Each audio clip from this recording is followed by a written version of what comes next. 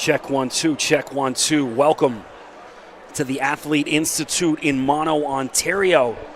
Biosteel All-Canadian Weekend, the 2022 version. It's been 2 years, and there's many times in between now and March of 2020 that we didn't think we'd be back in this gym or doing Biosteel All-Canadian Weekend again, and here we are. I'm Chris McKee, doing the play-by-play. Thanks for joining me. Getting set for the Futures game.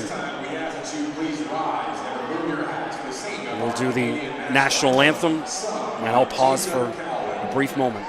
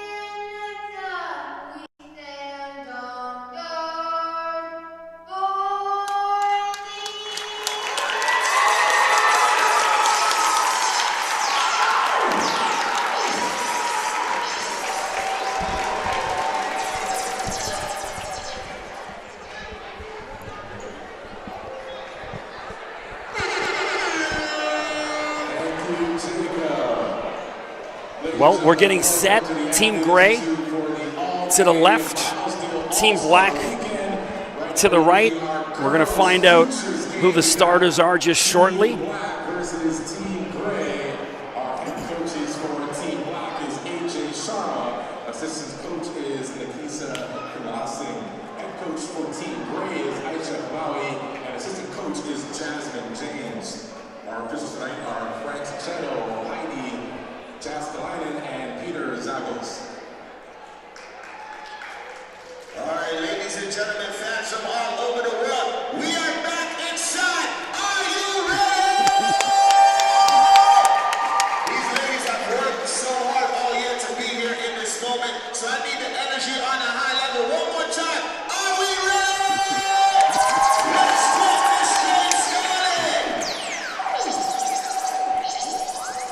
All right, we'll get to it. They're not going to do the announcement of starting lineups or anything like that. We're going to get right to the game.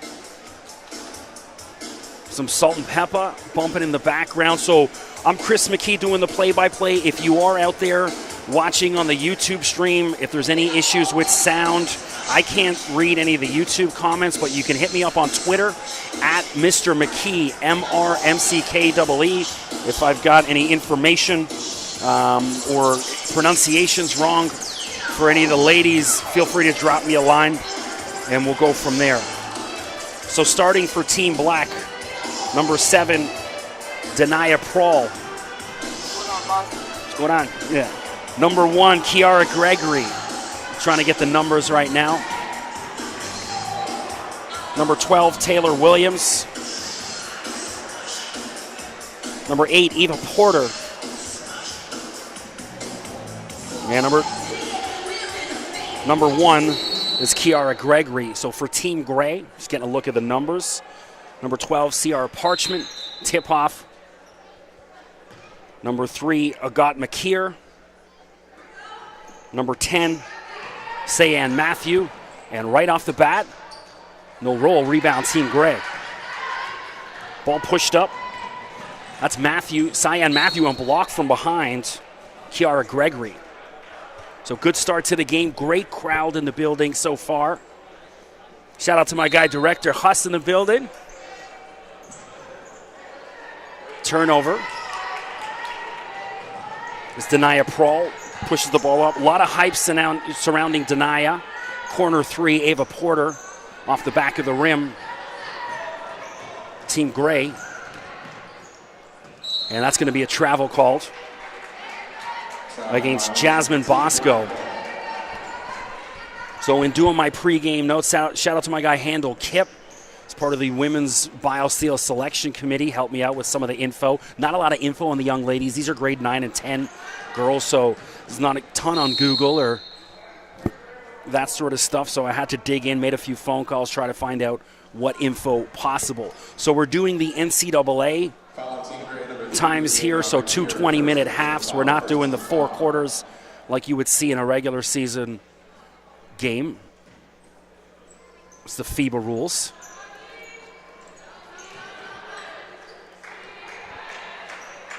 In and out, can't go. So Denia Prawl can't hit that one. Team Gray trying to get these guys, the ladies, off the snide, excuse me. And Lovely Looper can't get, and McKeer, first basket of the game. I got McKeer. Denia Prawl playing the point.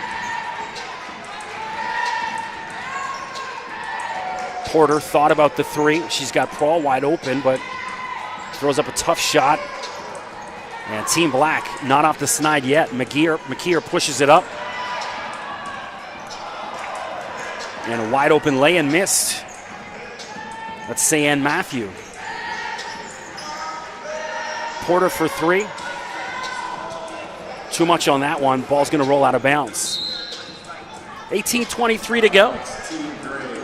Young ladies getting the nerves out here in the first couple minutes. It's Jasmine Bosco playing the point for Gray. Leaves it for Michaela James. And that shot's blocked underneath. McKeer, wide open look, take it. Off the rim, knocked out of bounds, going to be Gray ball.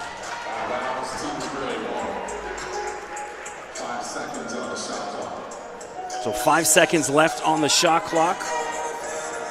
Some Kodak Black bumping in the back. So quick shot, someone's got to run. Bosco puts it up, and there it is, finally. Bosco, as the shot clock expires. Team Black not off the snide yet. That's going to be a kick ball. Should still be Team Black ball. So in an exhibition game, like, there's no set play, so when you see the inbounds and stuff like that, it's just kind of a lot of pick up street ball, figure it out on your own. Prawl. Denia, you can see the handle she's got. Fadeaway jumper, too short on that attempt, but saved. And it's going to be over and back. They don't call it. Porter had a wide open look. And Team Black can't get out the snide yet. We're going to have possession arrow. As Porter and Ciara Parchment were wrestling with it. It's going to be Team Gray ball. 17-27.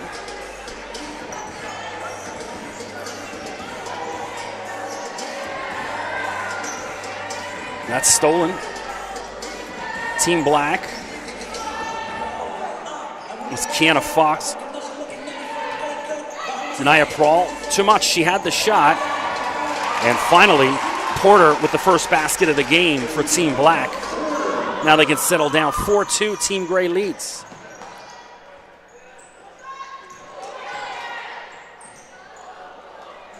Bit anxious on that shot. Porter. The rim, already impressed with Porter's game. As soon as she sees that basket, she's putting it up. Shooter's got to shoot.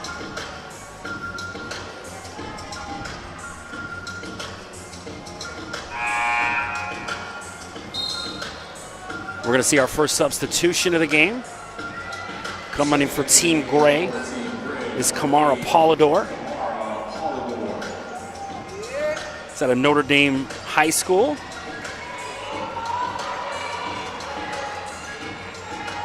Long 3 attempt. And I think she called glass on that one. That's Kiara Gregory. Big 3 for Team Black. They've got the lead now. And now Gregory's got the ball in her hand. That was deep range from Gregory. Prawl. Crazy handle she's got. Gregory back to back, why not? Oh, swish. Kiara Gregory.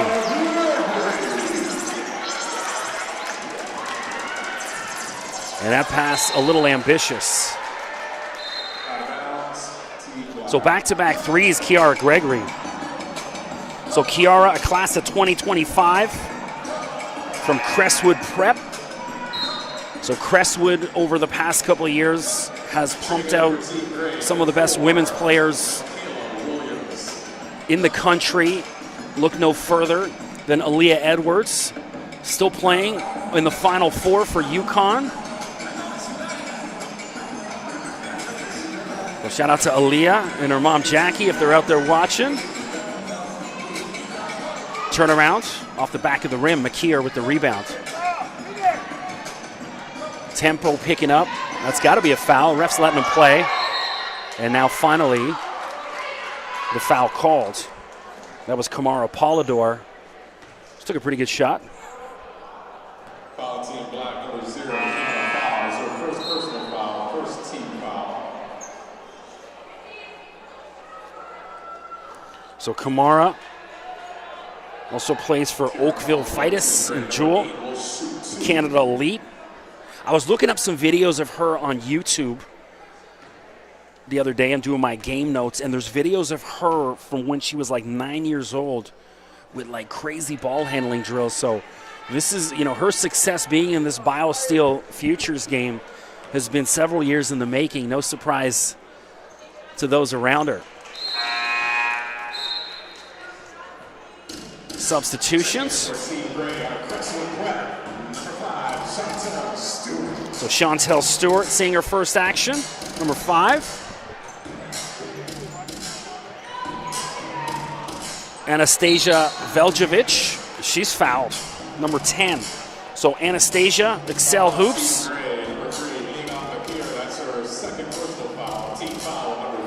From Brampton.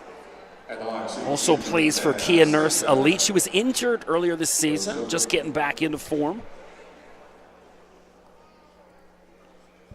Hits the first. So Team Black, 9-5 lead, 15:29 to go in the first quarter. 1 of 2. Ciara Parchment handles for Gray. Kick out. 3 attempt is short, and the follow, no good. Michaela Williams couldn't get that to go. McKeer kicks it back in. Shot clock resets, so plenty of time. Parchment off the back of the rim. So Gray dominating the board so far. Gray's got a bit more length, it looks like. Whereas Team Black, a couple guards showing out already. Veljovic.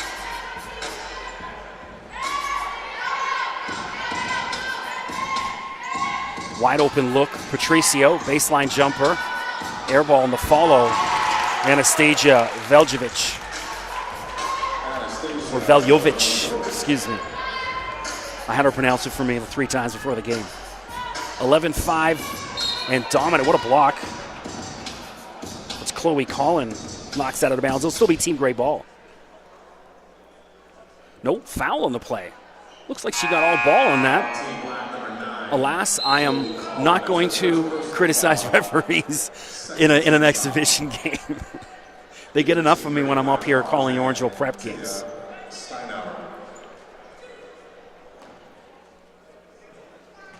So Chantel Stewart at the line. Which in class of 2024 from Crestwood Prep. Also plays for Canada Elite.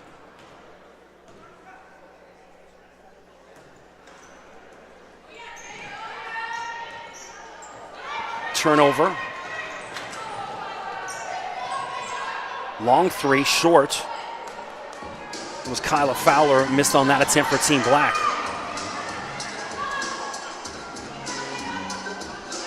Three attempt, looked good, doesn't go. Maya Foz underneath, corner three. Ladies battling under the hoop. It was Foz again. And Patricio for Team Black kicks ahead to Veljovic. Ladies wrestling, Anastasia Veljovic. 13-6 Team Black. So Anastasia lively here in the first couple minutes. You know, you can see ladies, some of the ladies with nerves, some of them already comfortable. Anastasia looks in mid-game form already. Quick trigger, unlucky for that not to go. And there's Veljovic with the rebound. So really impressed with Anastasia in the first couple of minutes. Everything but the finish from Taylor Williams.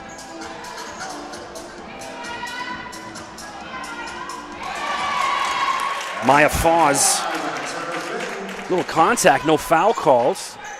But Team Gray needed that. 13-8. And Sierra Patricio fouled. But it's not going to be a shooting foul. So Black will inbounds. Chloe Collin.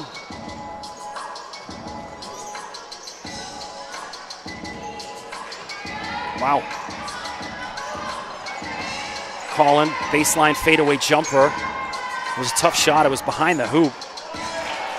And finally, Taylor Williams puts that away for Team Black. 15-8.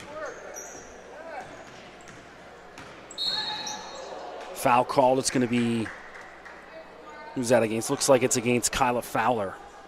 Not a shooting foul. Taya Steinhauer inbounds. We'll get to Taya shortly.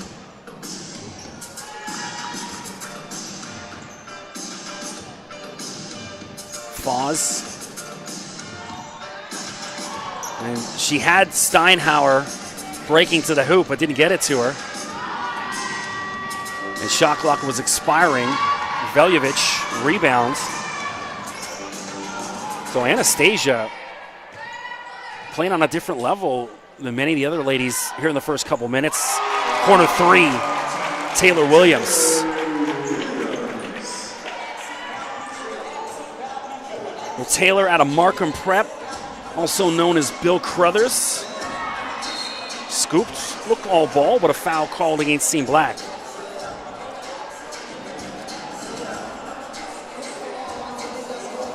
It's called against Kyla Fowler. That's Kyla Fowler's second personal foul, team foul number 4.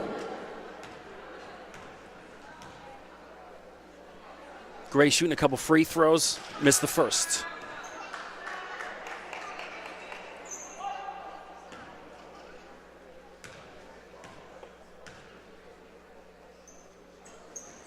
One or two. That's Michaela Williams hitting a couple free throws. Looks like. Can't see her number on her jersey. She's got it tucked in. And then her braid on the back. Sorry, that's 8. That's Kamara Polidor, forgive me. Corner three, Steinhauer. It was a long two. Didn't go regardless. Veljovic gets it past half court. Anastasia, everything but the finish. So Gray's got numbers, got to recognize. No good.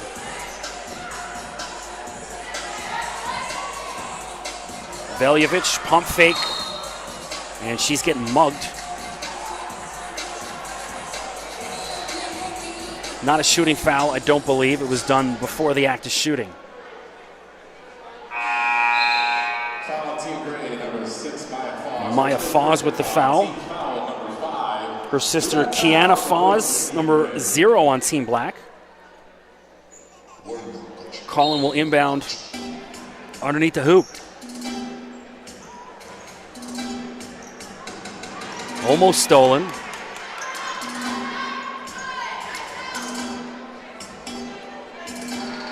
Sierra Patricio off the back of the rim, no good. Rebound, Sierra Parchment. Team Gray on the move. No go.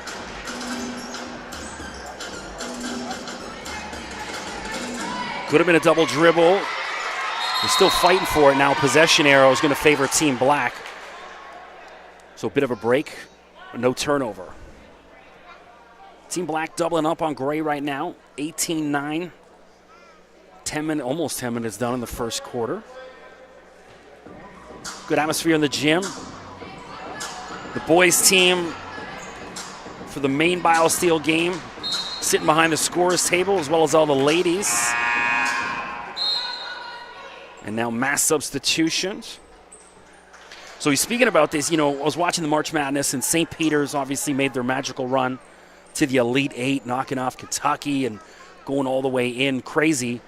And their head coach, Shaheen Holloway, who's now been named Seton Hall's head coach, but he would make 5 substitutions at a time in NCAA tournament games, and the announcers freaking out. But hey, it obviously seemed to work. It kept their legs fresh, keeps the intensity up as well. And another possession arrow. How could it favor Team Black twice in a row?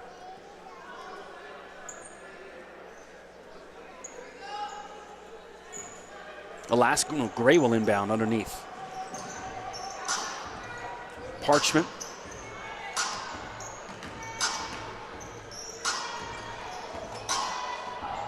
Bosco.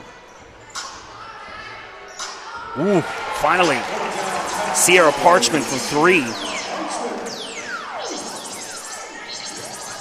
18-12. Team Black trying to respond in and out. No good.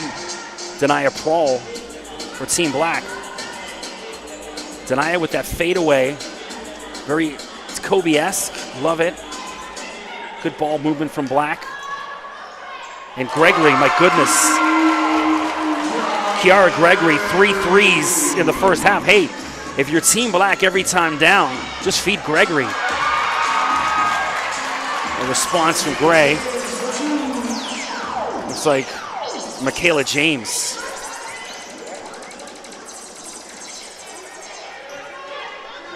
Gregory again, 3 threes already. Your early leader for the MVP. And 1.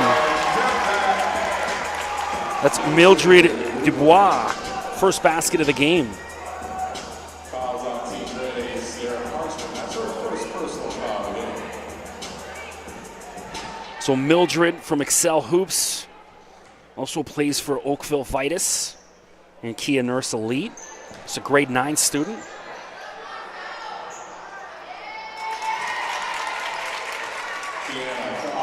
That's Kiana Foz for Team Black. 25-14. Team Black dominant, mainly led by 3 threes from Gregory. Kiara's torching him. Contact foul. Jasmine Bosco is going to get called with that. She was going for the steal, inadvertently tripped one of the Team Black players. 8:38 to go. Mention if you are out there watching on YouTube Streamland, hit me up on Twitter. Any issues or concerns? At Mr. McKee, MRMCKEE.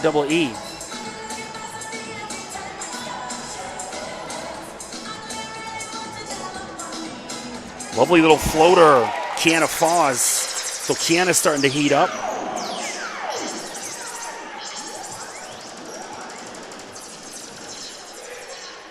Parchment. She hit a big 3 last time down for Team Gray.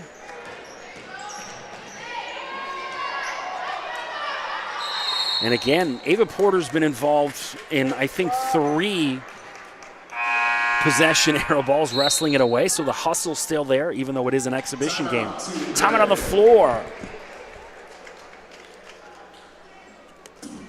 Well, thanks for joining us here at the Athlete Institute, Montreal, Ontario, home of Orangeville Prep. And obviously, great to be back in this gym for Biosteel weekend. The last time we were here was 2019. The 2020 games, it was a week before they were scheduled to take place. But the world was placed on pause. And now we're back to it. Feels good. Life returning to normal in many aspects. Of course, while you're at it, don't forget, follow Biosteel All Canadian on Instagram, as well as on Twitter. I believe they have a Facebook for those that still use Facebook. Stay up to date in all things Biosteel, especially this weekend. They usually post all sorts of, behind the scenes stuff on the Biosteels. So Team Black leads 27-14. I was chatting with some of the assistant coaches before the game. Jasmine James, she's with Team Gray. Played her college ball at Memphis and played a little pro in Ireland as well as Mexico. She's been down coaching AAU in Texas. Now back home in Ontario coaching. And that's going to be an over and back. So out of the timeout, you don't want a turnover. But alas, you Team Black ball. Porter will inbound.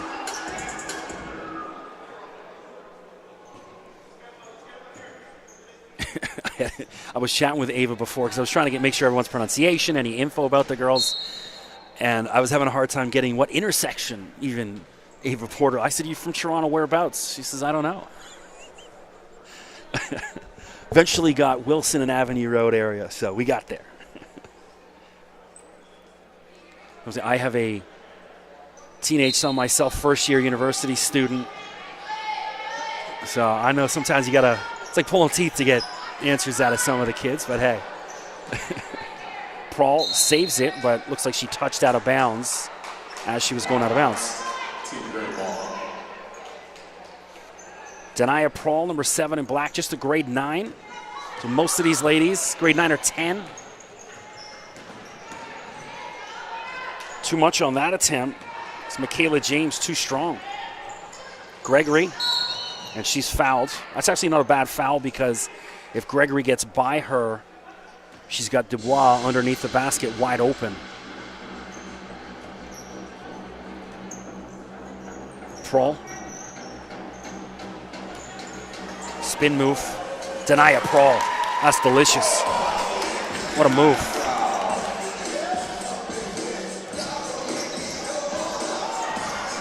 Turnover. Team Black's got numbers. Prawl being unselfish and clever of Gregory just to keep that in, walking the tightrope.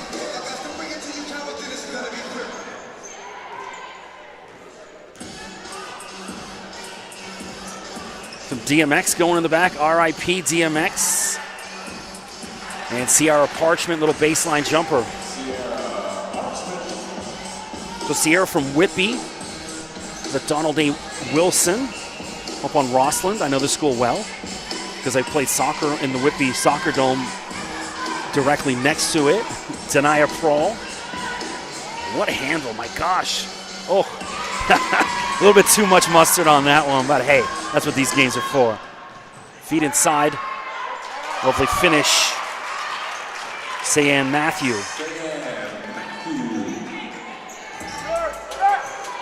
Great feed from Kamara Polidor leading into that. Dubois. Good battle between her and Parchment.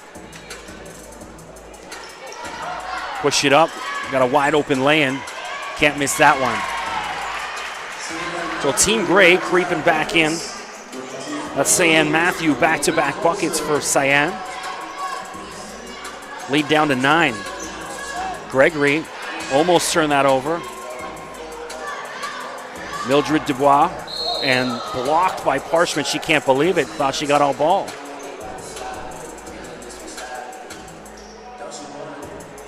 Foul on Team Gray, number 12, Sarah Parchment, her second personal foul. So Mildred Team foul number 5. shoot a couple free throws. Second back in for Team Gray, Michaela Williams.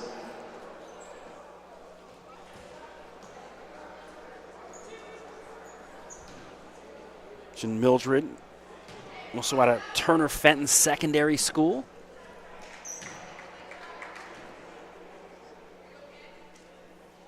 In Excel Hoops, class of 2025. Also a grade 9 student. Can't get any free throws, but gets a rebound. And then gets two the old-fashioned way. Mildred Dubois. Lead back to 11 for Team Black. And then Dubois does enough to distract that shot. Denia Prawl.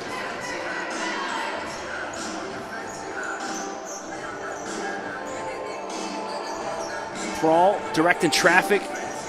Trying to get everyone cleared out the way, I thought. Take on the defender, but no. Gregory. Tipped out of bounds. Still to be blackballed. 5:16 to go. More mass substitutions. 5 for 5. I'm okay with that. You know, let's not make this too complicated. Let's get the girls in and out. Make sure everyone gets a run. Colin will inbound underneath.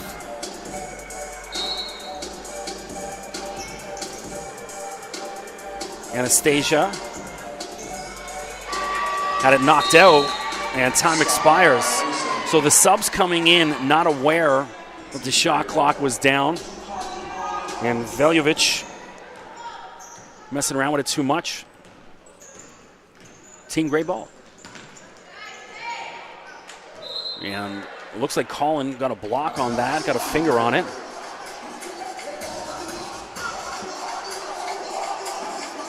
Michaela James was driving. Michaela out of King's Christian out in Oakville. Beautiful campus out there. I've called a couple games out there. Oh, lovely. Kamara Polidor for Team Gray. Patricio leaves it for Veljovic. She's got a wide open look. Too much. And that's Michaela James, scoops it up. A bit of an ambitious pass, and it's a turnover. 31-22, 4:32 to go.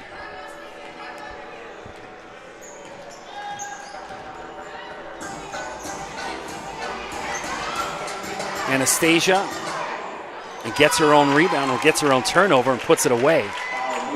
Anastasia Veljovic. She's been shot between her and Gregory, two best players in black so far. And then there's a block from Veljovic, both ends of the floor. Colin, clever Chloe Colin, faked the pass and then just scooted by everyone in gray. Nice finish. Polidor, feet inside, no good. Michaela Williams missed on that attempt, kick ball. Bosco kicked it. Well, Jasmine Bosco, class of 2024. She's also from King's Christian. Her brother Josh was a freshman at Bucknell this year.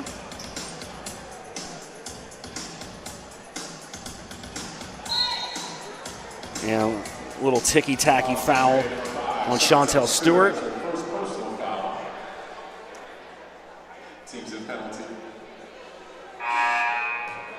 So that will be a shooting foul now. Anastasia shoot a couple free throws.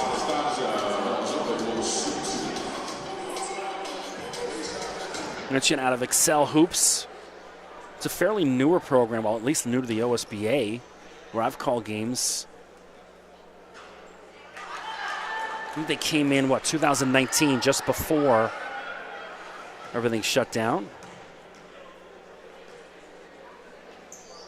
Anastasia of Croatian heritage. So Croatia going to be in a group with Team Canada in the World Cup for soccer. They did the draw today.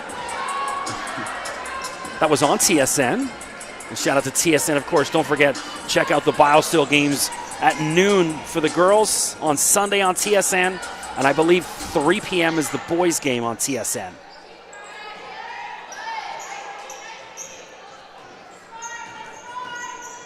All team black in the first half of 14 right now. 36-22.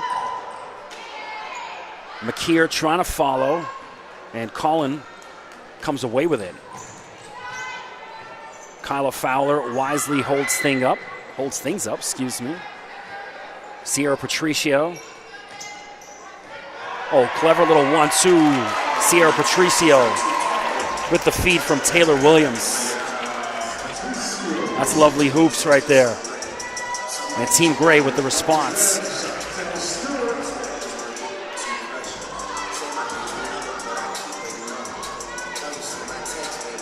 Fowler, corner 3. Got a lot of the rim. But still counts for 3. Kyla Fowler. 41-24. Team Black pouring it on.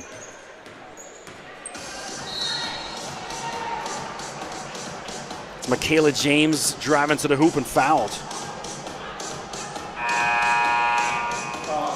So Michaela from Vaughan, Ontario, just down the road, just south on the 400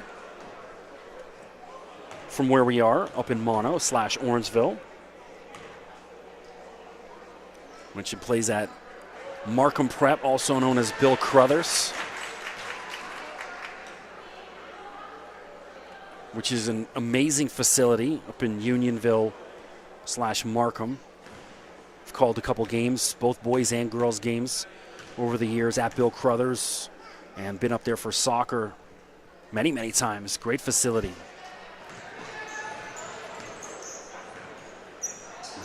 McKeer, no good. Ball bouncing around. Veljovic comes away with it. Got away with a walk, Taylor Williams.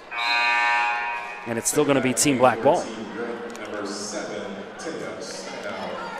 So the refs mostly keeping the whistles in their pocket, thankfully.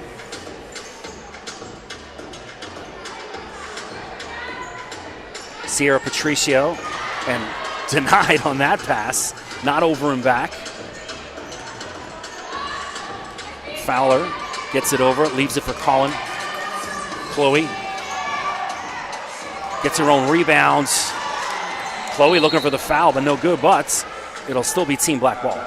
Team Black ball, 11 seconds on the shot clock. 1:27 to go. No one on Black moving for Colin. Finally, Taylor Williams showing her handle fadeaway. And Team Gray in transition. And ball just ripped out of her hands. And now Team Black the other way. Williams, coast to coast, and one. Taylor Williams. So she rips the ball out of the Team Gray player's hand and then goes coast to coast and one.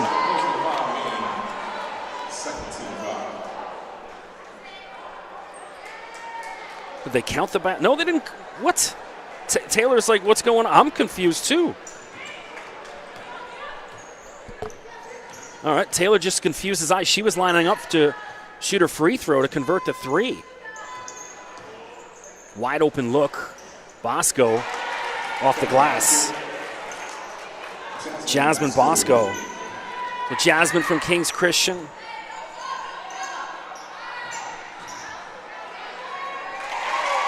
And Taylor Williams back-to-back for Team Black. 43-27. Agat McKeer responds for Team Gray. 26 seconds left to go. There's about a 4-second difference between the shot clock and the game clock. And a hand check foul on Taya Steinhauer. So we haven't got talked about Taya yet. So Taya, from a family of athletes, her father Orlando, the head coach of the Hamilton Tiger Cats. But mom Gina played at Western Washington University, maybe the better athlete of the two, even though her husband played in the CFL for about a decade. So Gina was Western Washington's female athlete of the decade for the 1990s and has 18 school records. Taya's older sister also playing in the Maine girls game on Sunday.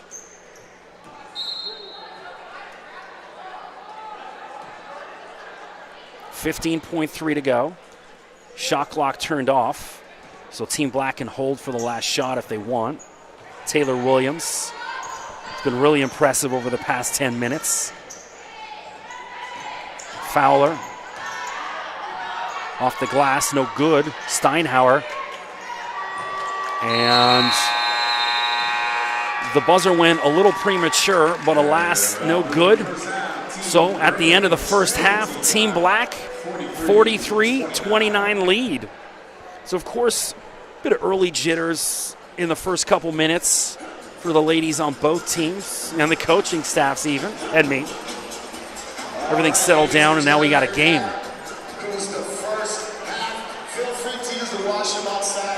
So we got about an 8-minute break. I'm not going to shut down. I'm going to stay on live.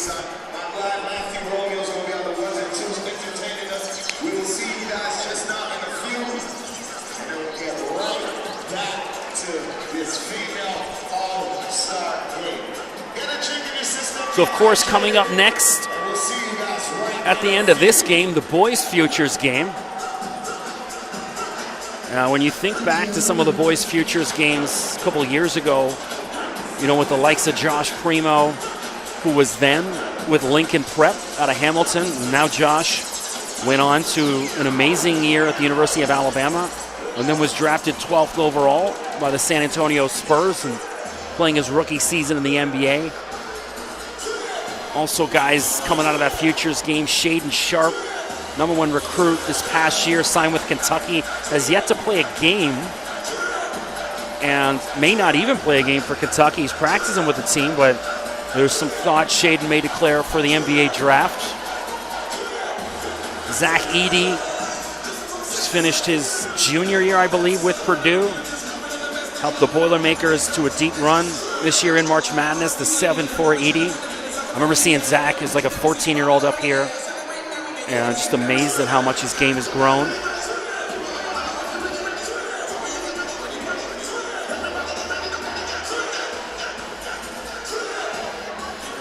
So I'm getting the stats delivered to me. We'll go through that quickly.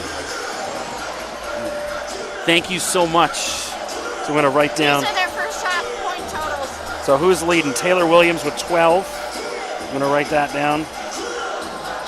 So yeah, number 10 on the black team, and it looks like number 12 on the gray team.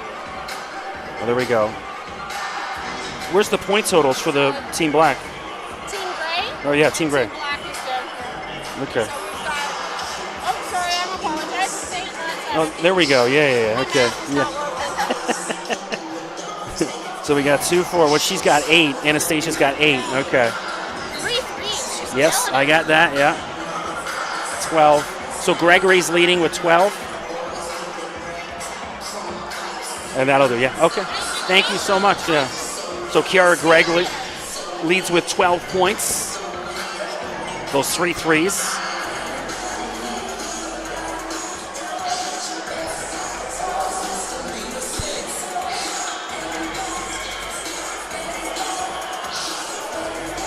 Tunes bumping in the back.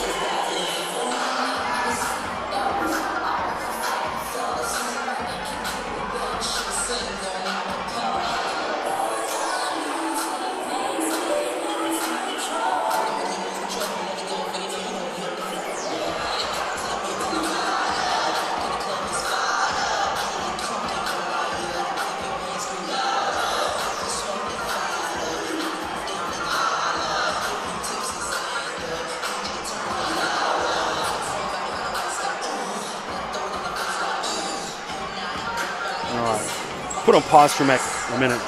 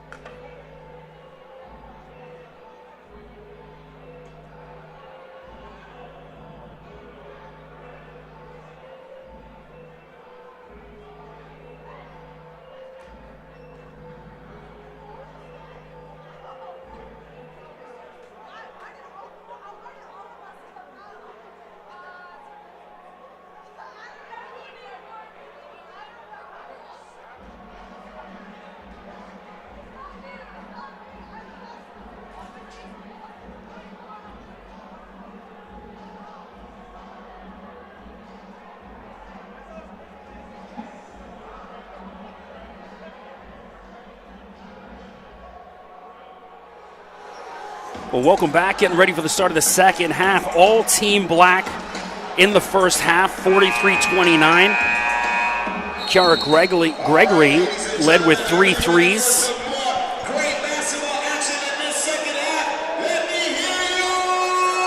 Team Gray, Ciara Parchment, couple hoops. And Kamara Polidor really impressed me from Team Gray as well.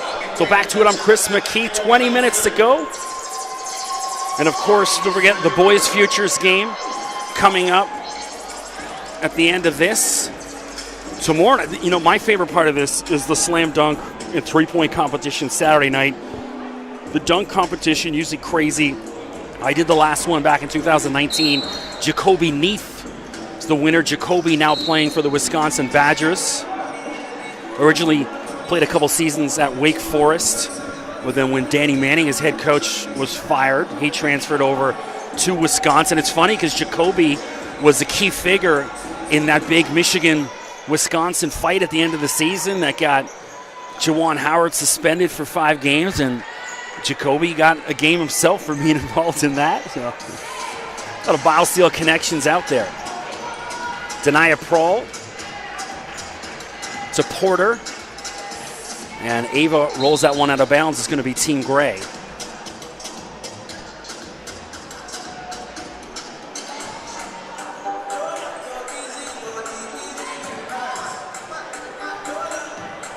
Good atmosphere in the gym. It's always fun just being around these unbelievably talented young ladies and young men. Denia Prawl, her ball handling is as good as it gets, and on cue, Denia Prawl, swish. So for a grade 9, my goodness, it's crazy to think where her game's going to be by the time she's ready to head to college.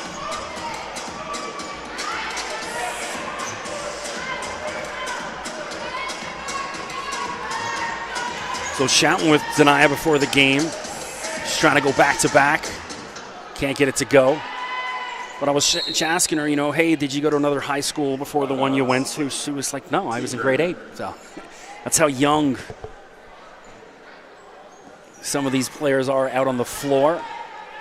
And I can't say enough about her ball handling and where she's going to be in a couple years. She reminds me, we can talk about Cheyenne Day Wilson, who's now down at Duke, who's a former Biosteel All-Canadian herself. And Cheyenne, obviously, light years ahead of everyone her age growing up, and you can see she's light years ahead of most people in the ACC in her freshman year. I think, was she freshman of the year in the ACC? I know she won a couple Freshman of the Week awards, but Denia's got the same kind of handle I saw out of Cheyenne Day Wilson, and maybe even a little younger, Denia's standing out like that. So crazy to see where her game will go. Michaela James shooting a couple free throws. Michaela's dad, Shane, is the director of Canada Elite and the assistant GM, the Guelph Nighthawks in the CEBL. Called a number of games in the CEBL, including down at the Sleeman Center in Guelph. Great to see what the CEBL is doing for Canadian basketball, and now a number of guys, including Xavier Moon, the 2-time MVP, now playing with the Los Angeles Clippers. I know Javin Delorier, former Duke player. I think he was at Niagara with the River Lions and then got back to the NBA. And I know I'm missing a couple other guys. Team Black underneath the hoop will inbound. It's Kiara Gregory. Those big threes in the first half. And now assist. That's Kiana Foz for Team Black, number 0. Coast to coast. Rolls all around the rim and out. Unlucky. Gregory. Prawl will reset. Denia. That's step back. Back of the rim. Rebound Gray.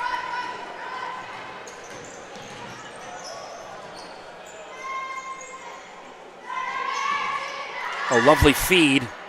Tried the reverse, but Denia Prawl gets in the way. And Dubois, Mildred Dubois. Nice finish for Team Black. So Mildred of Nigerian heritage. Corner 3, Parchment. Sierra Parchment, swish. 49-32. So if you're Team Gray, trailing by 17, no, it's not early enough to press the panic button, but at some point, you just take the shot. It's an exhibition game. Stop worrying about trying to make the perfect pass or the perfect play. Just put the ball up.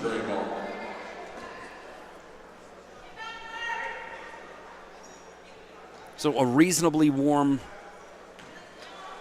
April evening, April Fool's Day. I'm not one for April Fool's jokes, so you won't hear any out of me. You haven't since I passed grade 4. Oh, corner 3. I got McKeer. McKeer out of St. Ignatius High School.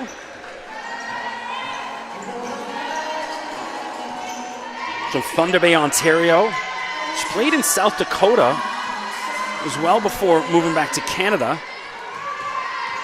Kiara Gregory as the shot clock expires. My goodness. Kiara Gregory. Swish. How many times have I said that tonight? Gregory just torching Team Grey tonight.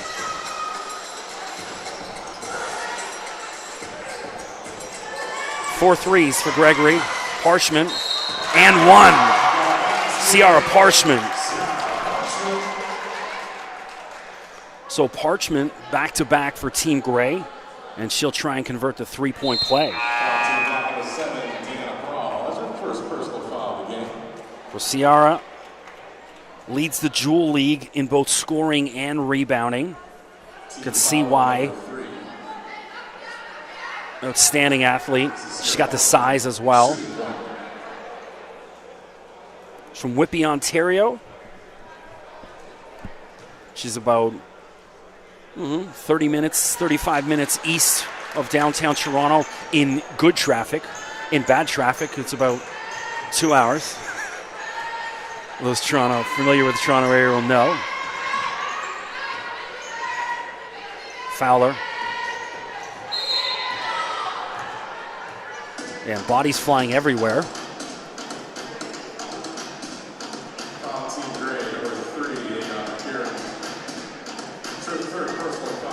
Team Black inbounds. Fowler will inbounds. Kyle out of King's Christian, class of 2025. From the free throw line, Veljovic misses on that attempt.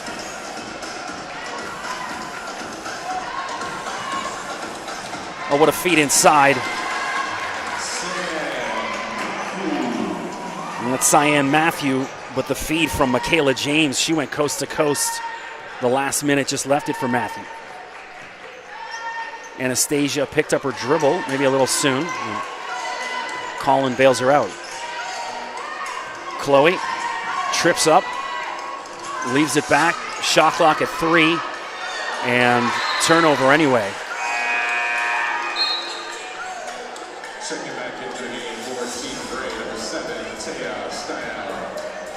So yeah, go check out some of the highlights of the 2019 Biosteel dunk contest. I put them up on my YouTube. Just type in Biosteel dunk contest. It'll come up coast to coast.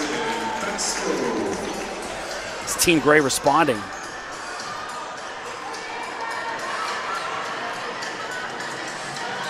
Oh, feed in, wide open lay-in. Taya Steinhauer.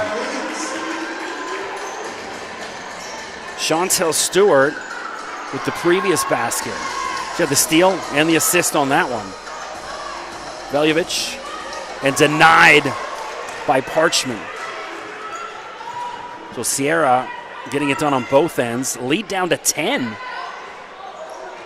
That would have been big if they could cut it to 7. And now Parchment diving on the floor. Look at this. Who says it's an all-star game? Sierra Parchment diving for balls like it's an NCAA tournament game. Love to see it.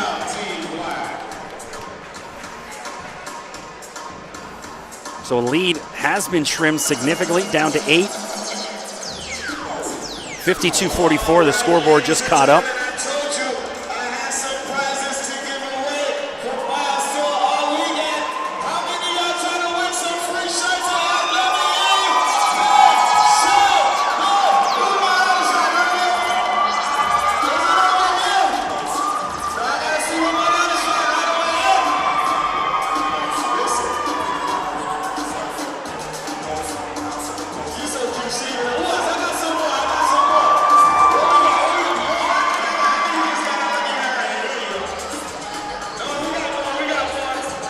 So I have a bit of a hectic couple hours. I'm here tonight, so probably about 11-ish doing the boys game.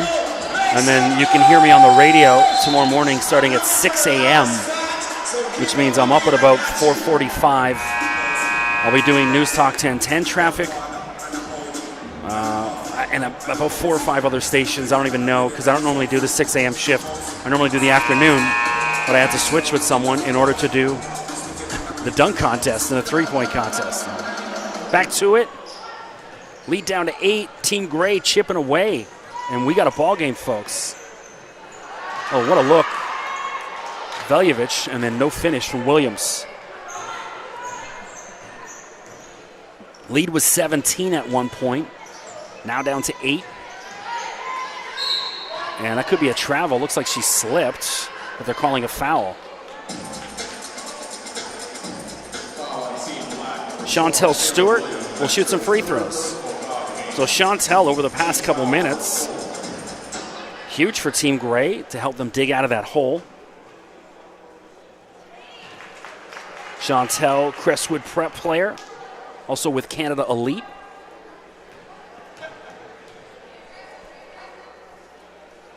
Class of 2024.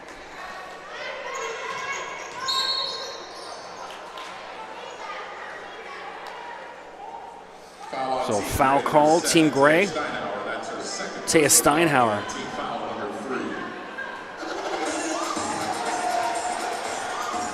Anastasia Veljovic.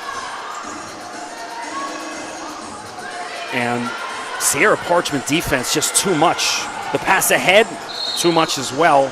Steinhauer runs out of real estate. 13:32 to go. Love the energy from the ladies. All the nerves gone now. Now they're just balling. Williams. What's the call? Is it a foul? It is.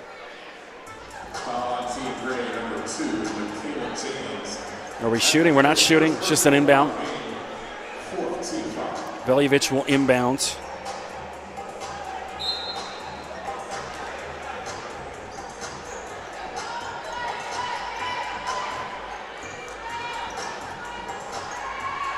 Colin. It was a tough pass for Patricio. Wasn't quite ready for it. Steinhauer, coast to coast, gets the roll. Taya Steinhauer.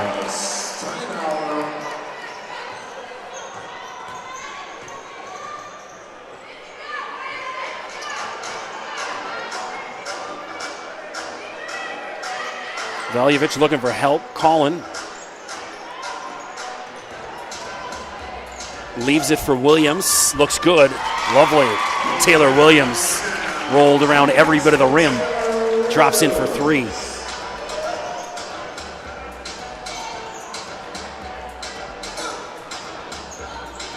Steinhauer wide open. Look long two. Colin finds Williams wide open. Colin for 3. No good. Colin looking for a slap on her hand to the ref, but not getting that in this game. Mass substitutions again. Second unit coming out, which is actually the first unit that started, but I like that idea in a game like this. 2 teams of 5 almost, where those 5 get used to playing with each other all evening.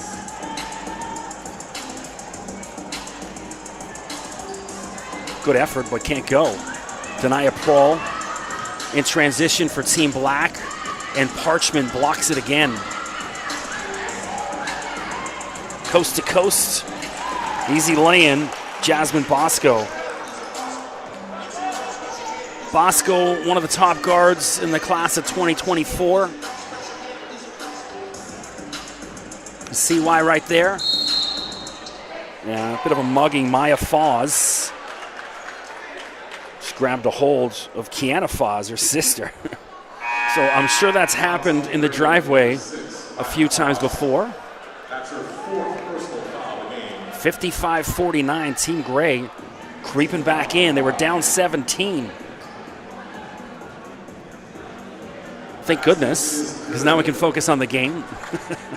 Normally, anytime there's a blowout and I'm up here doing the Orangeville games, I start getting into my top 5 rap albums of all time whenever there's a blowout late in the game. Top 5 vacation destinations, you name it. But I'd much rather call the hoops. Foz hitting free throws. So the scoreboard keeps changing on me. It's now back up to 58-49. So I don't know what the, oh wow, and one. So I don't know what the screen says for you guys watching at home, but in here, scoreboard's been way behind. A little frustrating. There's Bosco and one. So Jasmine trying to convert and cut the lead down to 6.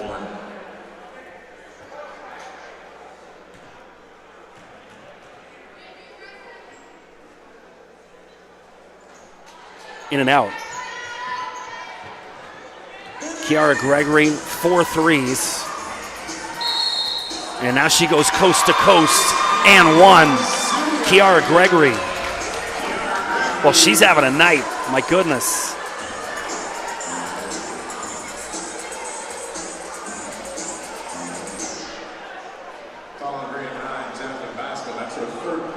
Foul was on Bosco.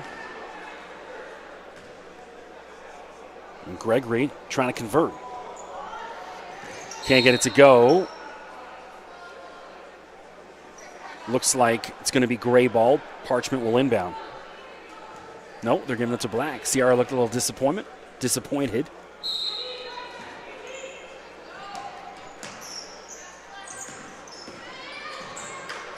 Foz too much. Mildred Dubois with the follow. Lead back to 11 for Team Black. So Gray makes runs, chips away at it, and then when it's needed most, Team Black, McKeer gets her own rebounds. Kiara Gregory, and has it stolen. McKeer rips it out of her hands. And good hustle back from Porter because Bosco was standing wide open for a 3, waving for it.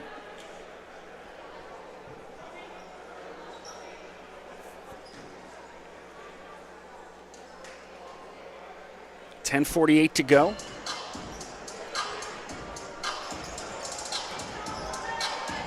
And Gregory now with the defense block the feed ahead to Porter. My goodness. That's lovely basketball. Kiana Foz after the steal from Gregory and 1. Bosco, the response.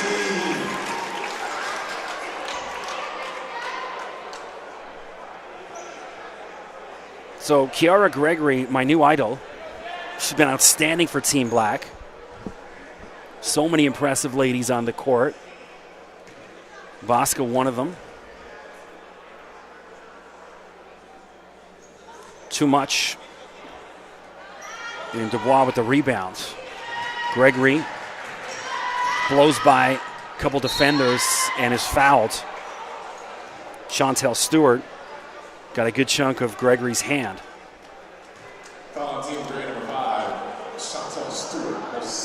Gregory, they got her listed at 5'3". But she's playing like she's 6'10", dominating.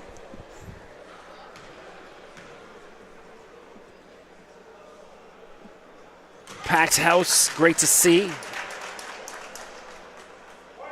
You know, start of this season, no fans allowed for the most part in games, empty gyms, but obviously still able to watch on the live streams. Great to see. It's Gregory hitting free throws. McKeer shows her handle. And then McKeer shows her hustle. Porter comes back and steals it. Ava Porter. Denia Prawl, corner 3, Gregory. My goodness. Flames coming off the ball. Kiara Gregory absolutely torching them.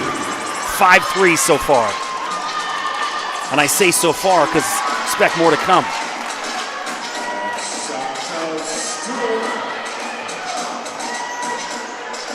You know, if I'm Team Black, just let number 1 put it up every time down. Let's play the analytics here.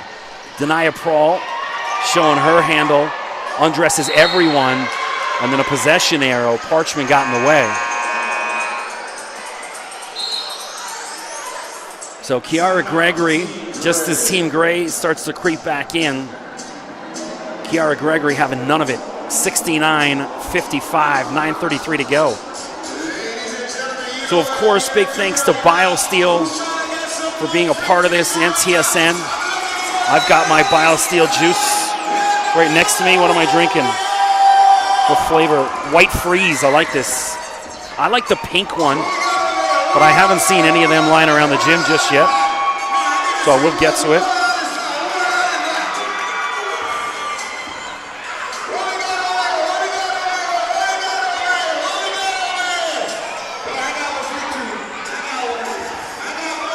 You know, it's always crazy to see. Usually do a ton of interviews with all the players before and after the games. And, you know, it's funny because you post the videos knowing, well, right now, no one's really going to want to watch this. No one wants to see a 15-year-old. But all my videos get these spikes like 4 years later whenever that player goes to college or to the pros and ends up taking over the world. You got to have faith in the content that someone's going to watch it in a while.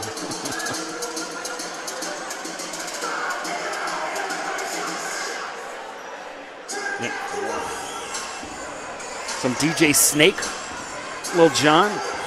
I saw DJ Snake at Echo Beach, which is part of the Molson Amphitheater, now Budweiser stage. 2014, maybe? Good show. With Skrillex after, when things were normal. Denied by Dubois. Denia Prawl. Over to Mildred Dubois, trying to go coast to coast. Ball bouncing around. Gregory, take it. Come on, take it. And then Gregory off the glass, a little kiss. Kiara Gregory all night. 71-55.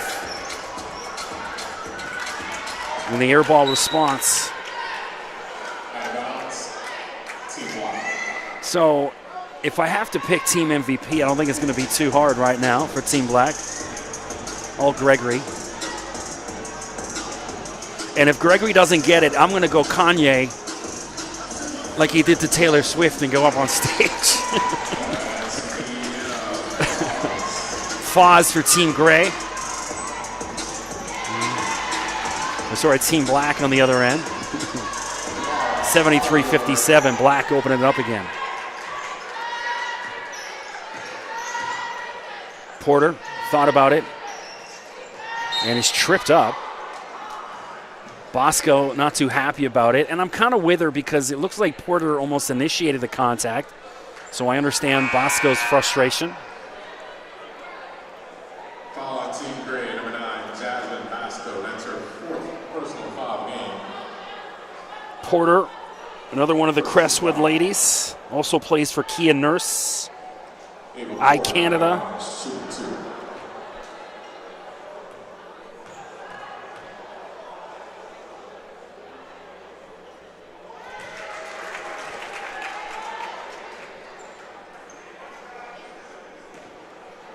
Great vibes in the gym.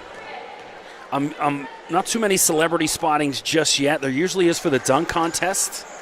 And then, of course, Sunday, the main games, plenty of celebrities. Usually some of the Raptors in attendance. A guy named Kyle Lowry was there last time. Well, Kyle also the brother-in-law or relative of Ramir Moore, former Biosteel All-Canadian, long three short. Ramir started out at St. Joe's and just announced his transfer to Wagner. I think that's a good move for Ramir. Suits that Wagner culture perfect. I interviewed their head coach, Bashir Mason, a couple weeks back, so I know the program well. Wagner in Staten Island, home of the Wu-Tang Clan, which I was, of course, the Wu-Tang's booking agent for over a decade, about 12 years. You can go check out my book. Yeah, I'll do a cheap book plug. Book I wrote called Life on the Road with the Wu-Tang Clan by Chris McKee. Available on Amazon and Kindle. McKeer. And then, hey, gets the roll. I got McKeer. Team Gray needed some luck. 75-59. Prawl. That step back jumper she's got that's a thing of beauty. I mean, it didn't go, but as she begins to progress, that's going to be so tough to defend. Team Gray responding. They're digging out of it. Chantel Stewart. 75-62. Team Gray not done yet. Porter. Ball bouncing around. Parchment comes up with it. 2-on-1 for Team Gray. And Denia Prawl comes back and steals it. Prawl to Dubois. Mildred. Swish. Mildred Dubois. So Mildred having a nice night as well.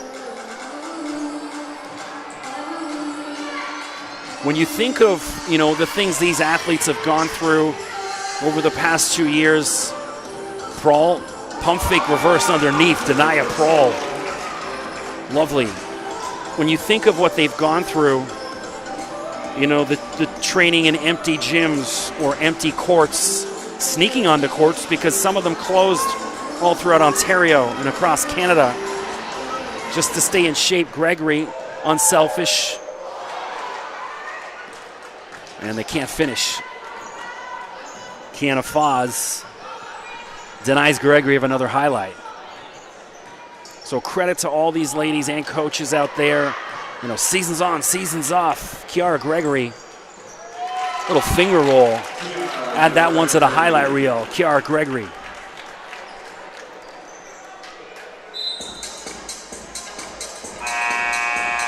Timeout on the floor. 5:19 to go. All Team Black. So if you're Team Gray, now we're getting to it. Someone's got to start hitting some shots. Anyone out there want to put the team on their shoulder? Now's as good a time as ever.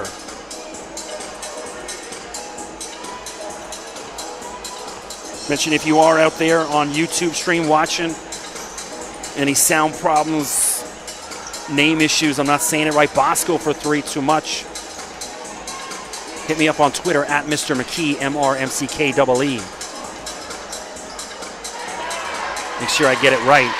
Steinhauer with the putback for Team Gray. Which is Steinhauer's dad, the head coach of the Hamilton Tiger Cats in the CFL. Steinhauer wide open 3. Take it.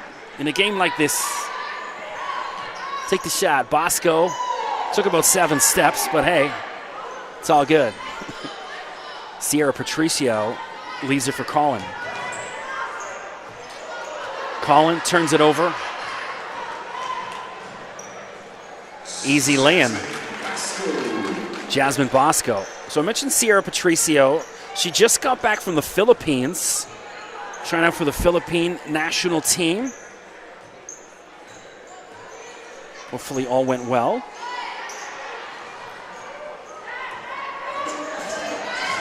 Kick ball from Williams.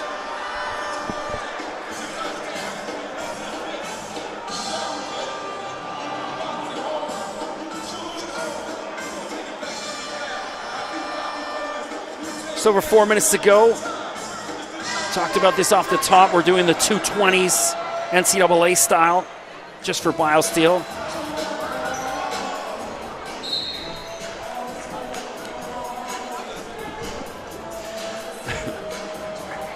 See how my guy Matthew Romero DJing next door.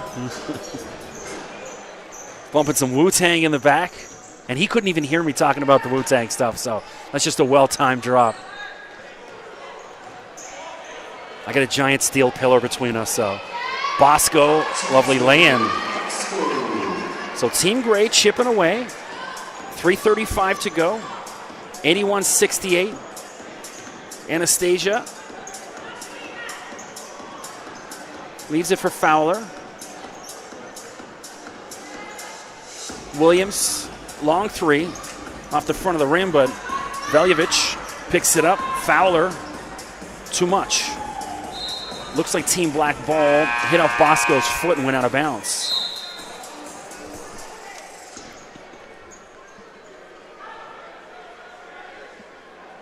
Of course, stay tuned. Boys Futures game coming up next.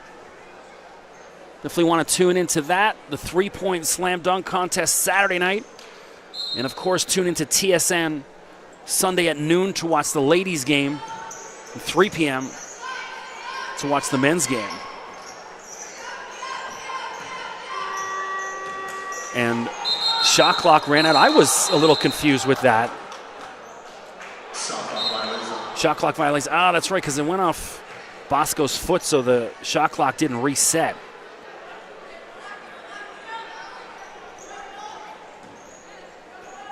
(81-68).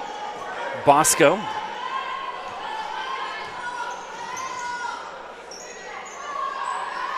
Long three, no good. Bodies flying everywhere. And Team Gray, they're going to try to press a little, which I like. Normally you don't see it on an exhibition game, but hey, they're down. Now you want to actually play to win. Foul called on Gray. Williams will shoot some free throws. Foul, Team Gray, number 8. So you got Taylor Williams and Michaela Williams, both from Markham Prep / Bill Carruthers. Not related. Just a coincidence. Or as everyone's grade 3 teacher would say, a coinky-dink. I gotta get that out of my vocabulary. 2:36 to go.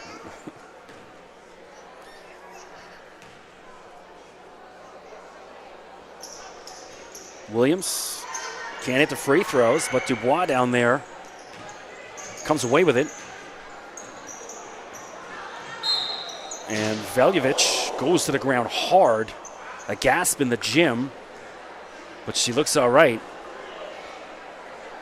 She's tough. She's got a smile on her face. That's one of those ones, you know there's a lot more cameras than you're used to. So Anastasia gets up, no worse for wear.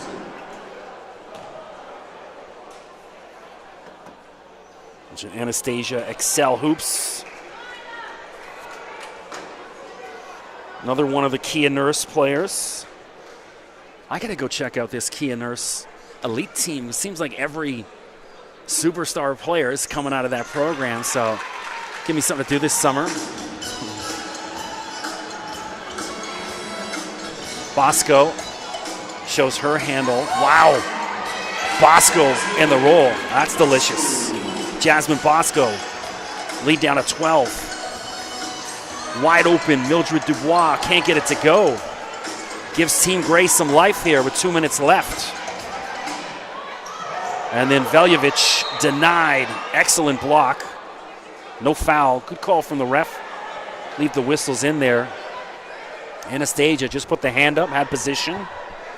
Steinhauer will inbound. 17 seconds on the shot clock. Plenty of time for Team Gray.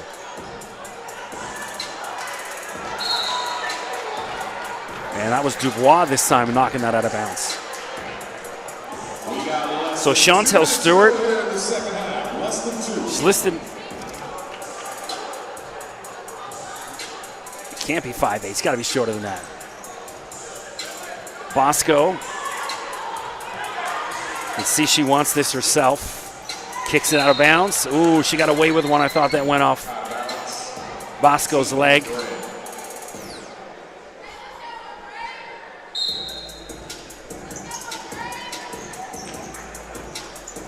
Bosco underneath, and she's fouled. 1:51 to go. Lead at 12. I'd like to see Gray to continue to press, try and create turnovers.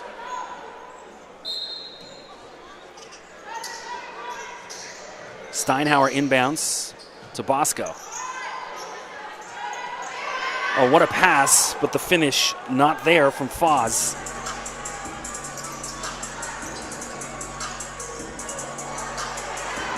Ball's bouncing around, and it looks like Dubois called with a foul. Some little baby, DJ Khaled in the back.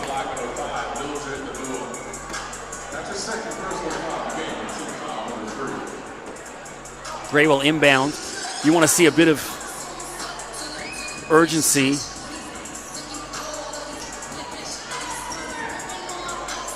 Bosco coast to coast, and she's mugged by Prawl. Goes down the ground hard. Well, Bosco also no worse for wear. Looks all right. She don't look happy, but physically looks all right. 1:28 to go. Getting to desperation time for Team Gray.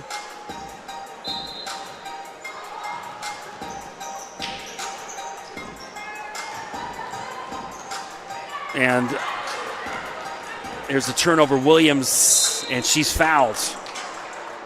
Taylor Williams shooting free throws. So Williams can essentially ice the game here for Team Black. She hits both of them. Which I got to get my camera out.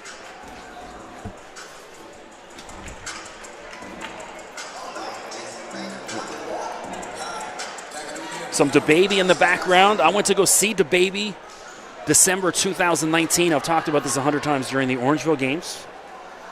One of the last concerts before the world shut down. DeBaby down at Rebel.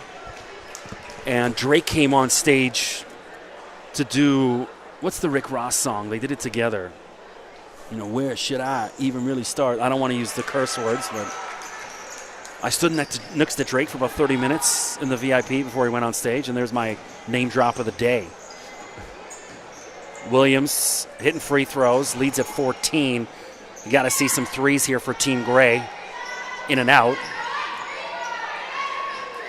Parchment underneath. And if you're Team Black, do not foul. You got a 14-point lead with 1:04 to go. Don't let the clock stop. Foul Team Black with 5 goals with Miller, third personal foul of the game.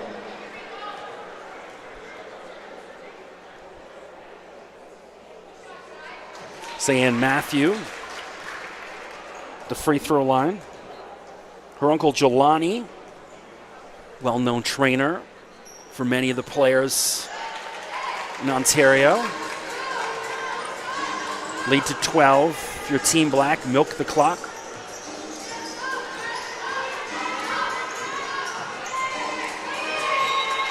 And there's a turnover. Quick three, press.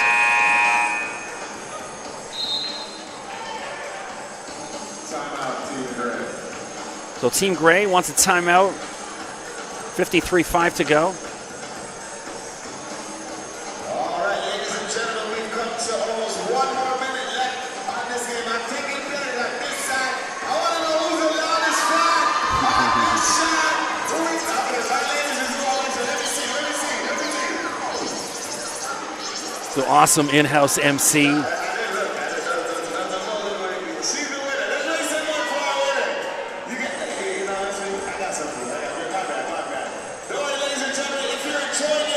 So big shout out to all the men and women involved with Biosteel Weekend, selection committees, providing these amazing opportunities for the young men and women all weekend. Life-changing experience for many of them.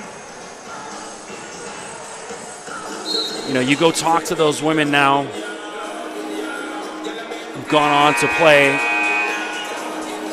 you know, high-level NCAA and pro all over the world, and they'll tell you what it means to be a part of Biosteel Weekend.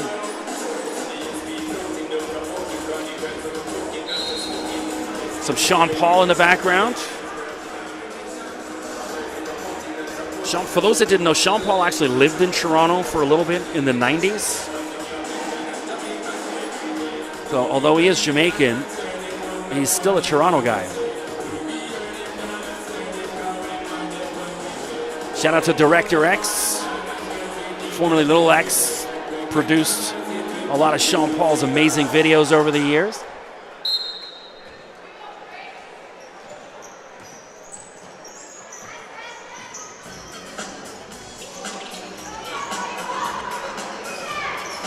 Long two, no good. So we got some Will Smith getting jiggy with it in the background. And let me tell you, I used to be the biggest Will Smith fan. He's not. Yeah. Will Smith, man, he gets the gas face, as we'd say. He's needless to say, he's slid down a little bit on my respect chart. Chris Rock definitely increased.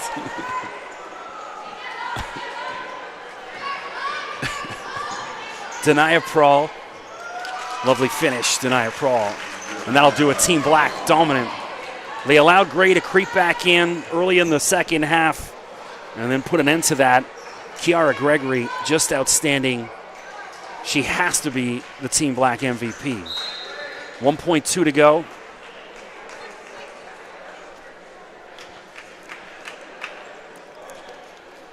I got to have a word with my DJ, Matthew Romero, about playing the Will Smith in here. Long three. Hey! Swish. At least you got to highlight Chantel Stewart. So that'll do it. Team Black dominant in the win. Kiara Gregory, my goodness, outstanding. Sure, we're going to do some player of the game presentations. We'll sit tight for a second.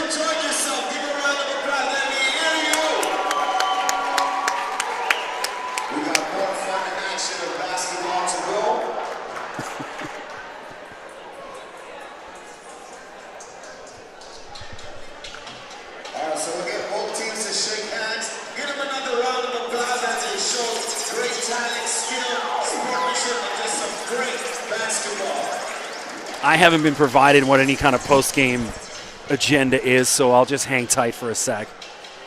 Make sure you guys don't miss anything.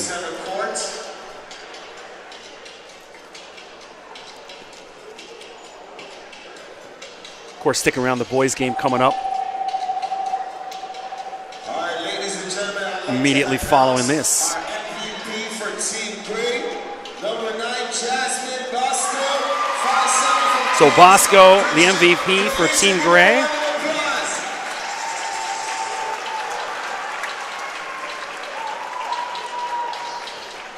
So Jasmine's dad, Shane, in the OCAA Hall of Fame, OCAA Male Athlete of the Year, 1999-2000. Won back-to-back OCAA championships at Humber. Also an assistant coach at Guelph.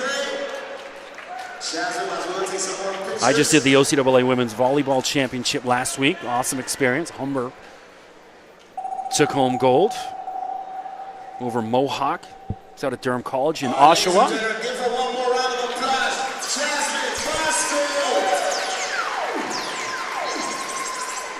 This has got to be Kiara Gregory, Team Black. All right, now I'd like to call our Team Black's MVP, number 1, Kiara. There we go. So I don't have to go Kanye West on Taylor Swift and go rip the MVP. It's going to the deserving young lady. She was unbelievable, man. Kiara Gregory. You know, it's funny. I watched the warm-up, and, I could have picked 3 or 4 other girls. I said, wow, I think she's going to have a game. And then Kiara, my goodness, blew me away. Blew everyone in the gym away. 5 threes. I don't know how many assists to go with it. I don't have a producer or teleprompters in my ear telling me that info. But I can see with my own eyes, and Kiara Gregory was unbelievable. So that'll do it. Thanks for joining us here on the Biosteel All-Canadian YouTube stream. Excuse me. Stick around. Boys game coming up shortly.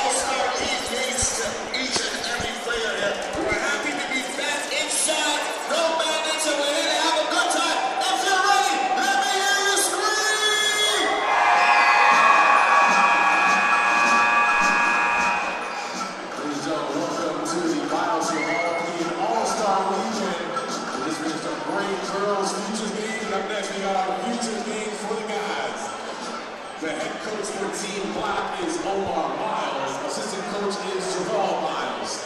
Head coach for Team Gray is Carlos Zolfaneri. Assistant coach is Dwayne Smith. Welcome to the Athlete Institute in Mono, Ontario.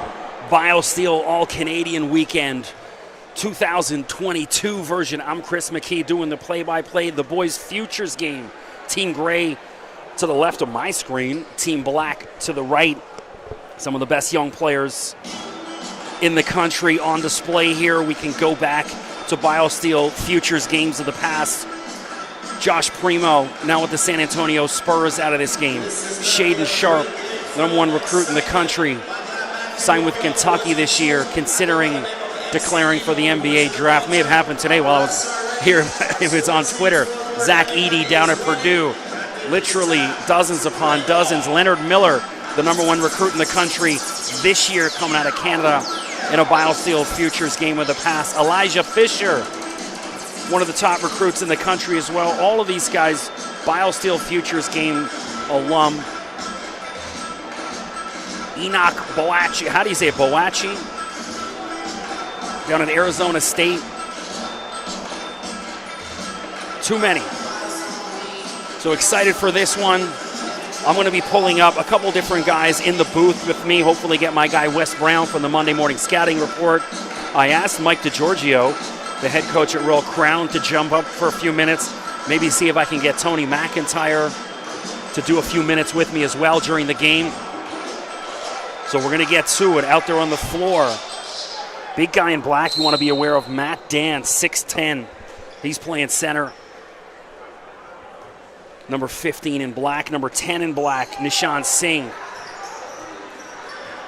We'll get to it right now.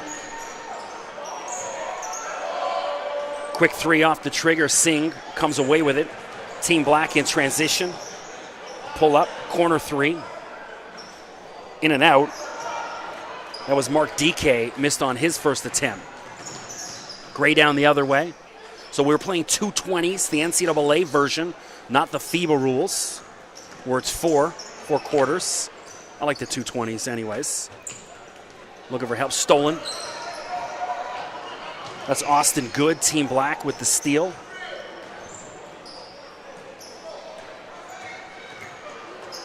Gray pushed ahead. Lovely little lay-in.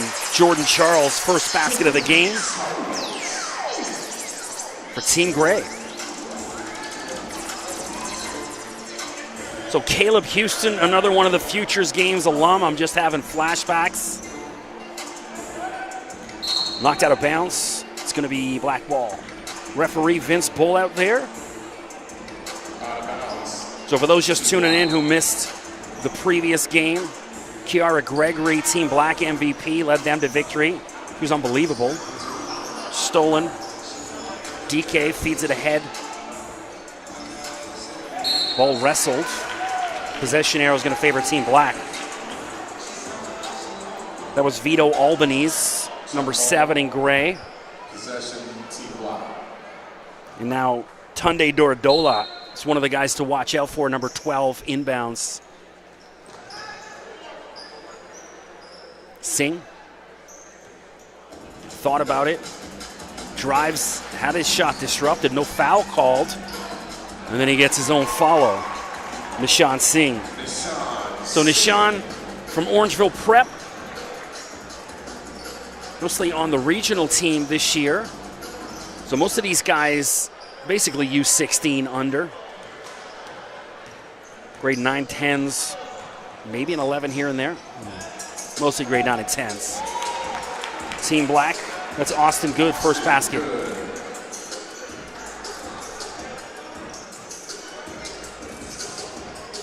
Kick out, wide open look. Too much. That was Darius McGlasson.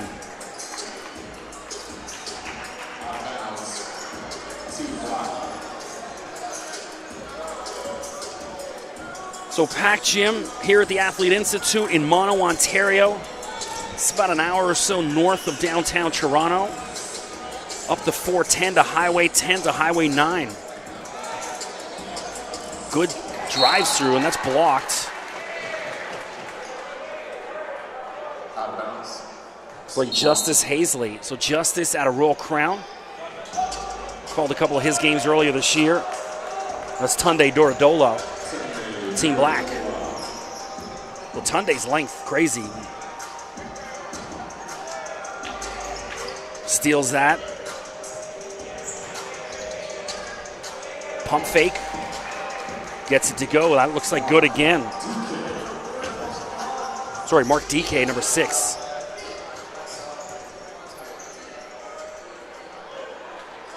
Doradola pushes it ahead. Austin Goods 24, lost a handle on it, out of bounds. 8-2, Team Black leads. So the Team Black head coach Omar Miles, fresh off a national championship for his Humber Hawks this past week in the CCAA, so congrats to him and his Humber Hawk players. DK battling and is fouled. Let's see who it's on. Jordan Charles, number 3. So DK, one of many United Scholastic Academy players, both in the Futures game and the main game on Sunday. Had the chance to check them out at the OSBA Championship up at Ontario Tech and Durham College a couple weeks ago. So many good players on that team.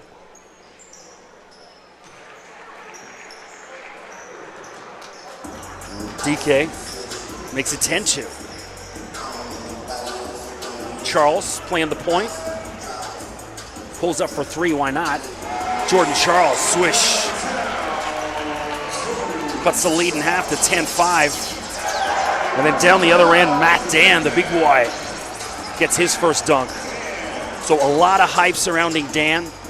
It's a guy that I believe is 15 years old, 6'10", probably got a couple more inches to grow. So you hope he can hit that 7-footer, and then huge block. Darius McGlashan. So who says they don't play defense in all-star games? So also Team Black doing the mass substitution. Everyone watched St. Peter's in the NCAA tournament and now mimicking that. I think it's just, keeps continuity when you get 5 and 5 out. Guys get used to playing with the same 5 guys. 16-23, Team Black up 12-5. Already seeing Matt Dan. It's a guy you want to watch out for, not just tonight, but moving ahead. When I think about Zach Edie at a similar age, Zach now 7'4", of course playing down at Purdue. Nowhere near the athleticism I'm seeing at Dan already. That took a while for Zach to develop that. Now, Zach was also about 7'1" back then, so he's got a bit more size. Ball bouncing around. Elijah Patterson comes away with it. Leaves it for Charles.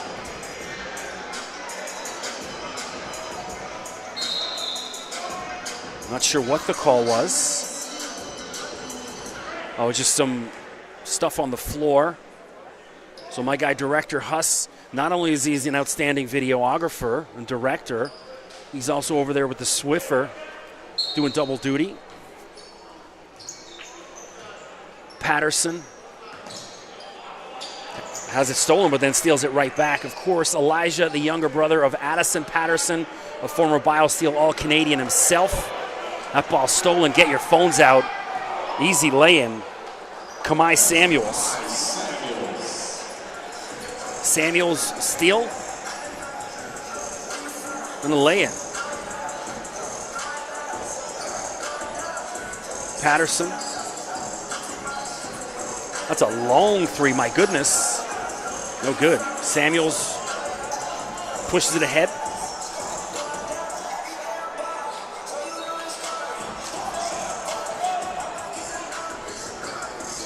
Elijah, little floater, gets that to go. Elijah Patterson. So Elijah, an Orangeville prep player, did double duty both with the regional team and then the national team.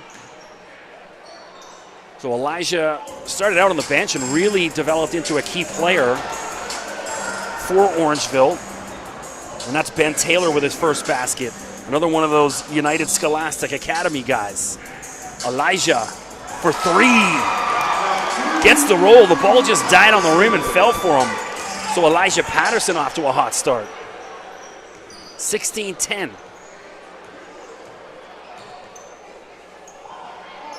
Well, shout out to Elijah's mom, Jackie. She's out watching. I don't know if she's here or at home. Let's get to know some of the parents from doing the Orangeville games over the past couple of years. Lovely little floater.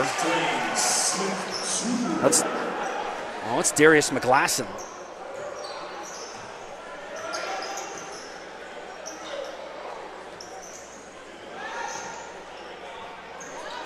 Floater response, Team Black.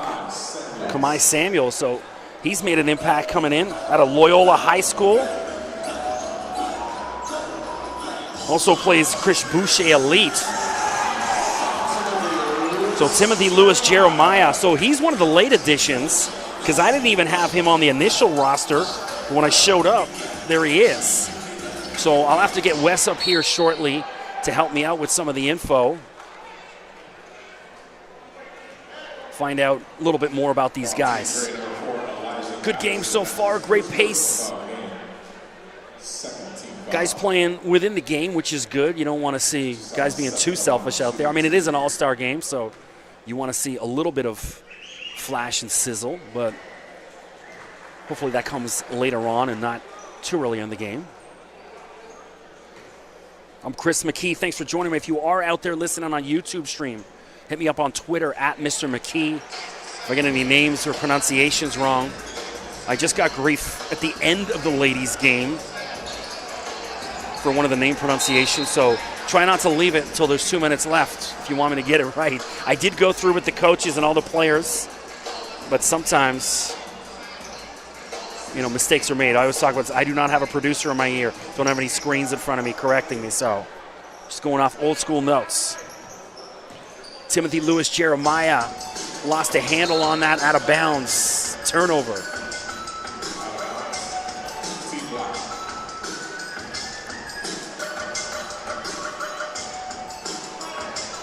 Of course, don't forget to follow Biosteel All-Canadian on Instagram and Twitter. I can see they're already pretty active, posting videos and pics from inside the gym. So you want to stay up to date all weekend on that.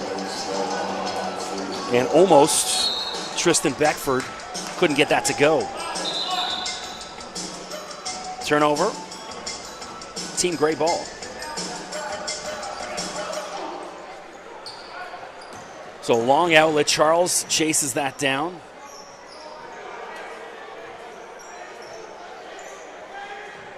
Oh, in your face, Jordan Charles, swish.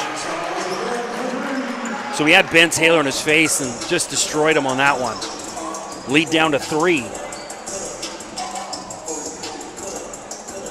Can Taylor make amends? Drives. No good. Patterson wrestling for it. Possession error will favor Team Gray. Vito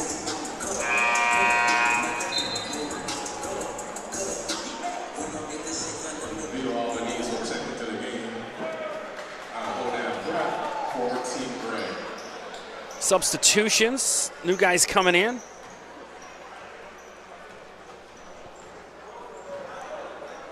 It's Quentin Trudell, number 6 out of Hodan Prep, seeing his first action in Biosteel. I always remember going back to 2018 and Tony McIntyre, the Orangeville head coach, pulling me aside, pointed out Caleb Houston, said, "This guy's he's going to be somebody." So obviously Caleb Key in Michigan's run to the NCAA tournament this year. I don't know what his NBA draft status is, if he's coming back or he's declaring or what just yet. Denied Taylor. Team Black in transition. Lovely dunk. Mark DK. Sorry, that's Josiah Sutton. I'll get it. It's the first couple minutes. Guys coming in and out. And Josiah Sutton. Lovely finish. Ball ripped away.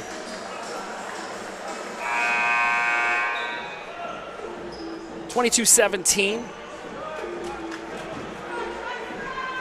Team Black in front, more substitutions. Going back to the original starting 5.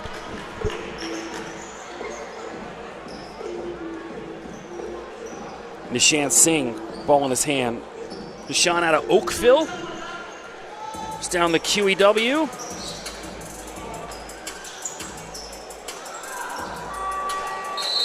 And not sure what happened there. Why there was a shot clock violation. I didn't even see it trickle down. Alas, is what it is. Packed house here at the Athlete Institute, as well as up in the suites, up behind the net. And one. That's Darius McGlashan. So McGlashan out of Excel Hoops, which is in Brampton. He's a class of 2025. He's been a part of the U15 Canadian national team. And he'll try and convert the three-point play, cut the lead to 2, gets it done.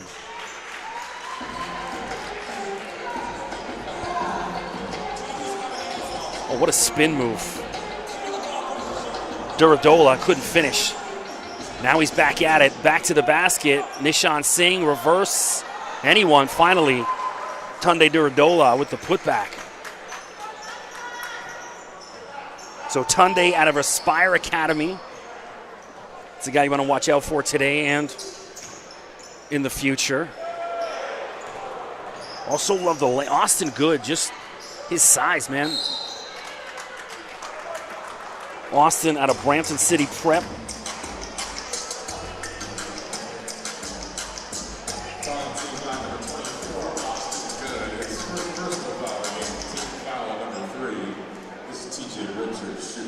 TJ Richards out of Full Circle Basketball Academy. He's a class of 2025. Also plays for UPlay.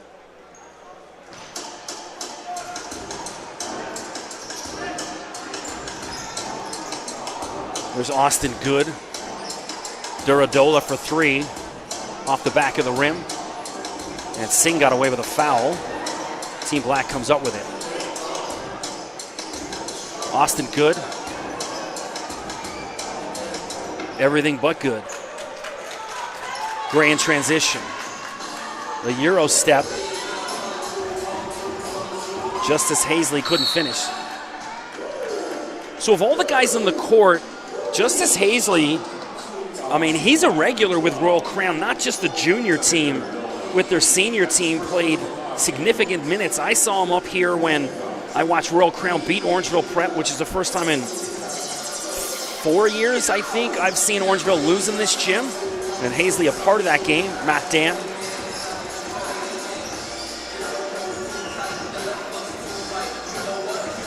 Singh, spin move. And he'll get fouled, Nishan Singh.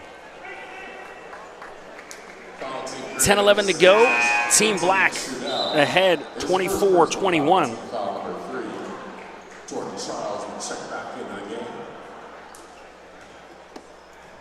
Singh at the free throw line.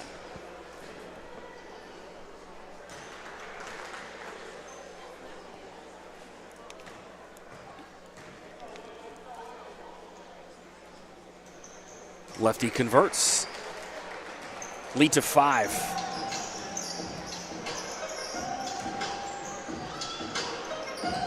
Some Dr. Dre bumping in the background. Swish.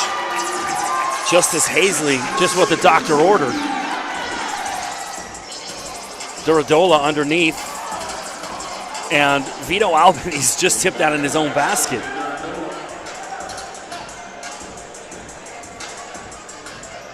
At least he can say he scored in the Biosteel All-Canadian game. Austin Good steals that. And then stolen right back. And then cue the Benny Hill music. And finally, someone puts an end to that. Mark DK. DK now wants to go coast to coast, leaves it for Singh. Oh my goodness, denied. Darius McGlashan stealing souls out here. What a block. 30-24, and we'll get a timeout on the court. Thanks for joining us here at Biosteel All-Canadian Week. It's great to be back in the gym after 2 years off. Just feels good to be back in the gym. I'll be honest, on the way up, I was getting emotional, just thinking about, damn, I honestly didn't think, you know, with the way the world was going at one point, we'd see this again, and thankfully here we are. With things inching back towards normalcy, and that's on display right here with Biosteel Week. Of course, don't forget to tune in Sunday, Biosteel girls game on TSN, followed by the boys game at 3 p.m. featuring some of the best players in the country. Now, the transfer portal has thrown a wrench in things for a lot of the boys, because you go look at the boys list, there's maybe like 4 guys who've already committed, and then you look at the women's list, and I mean, it's a significant portion. We got a dozen, maybe 1, 2, 13 commits for the girls game already, but for the boys, maybe 3 or 4. So the whole COVID year, so if you're a college coach, why are you recruiting an 18-year-old kid, unless his name's Leonard Miller or so, when you could get a 24-year-old guy with 110 college basketball games under his resume? So the game changing as far as recruiting, coast to coast. Justice Hazley had his highlight robbed.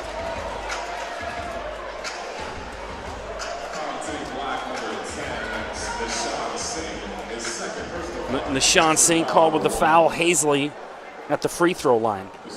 He's a class of 2025. He's also played for the Northern Kings.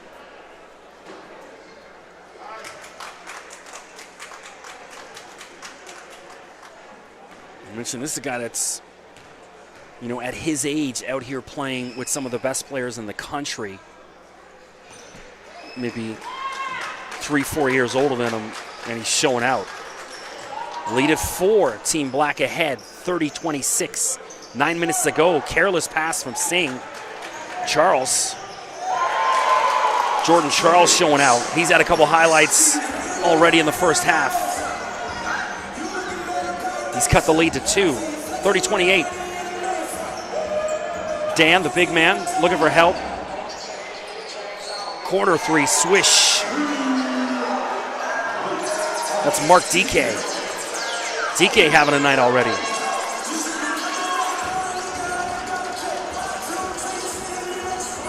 Hazley, no good. Albanese fighting for it.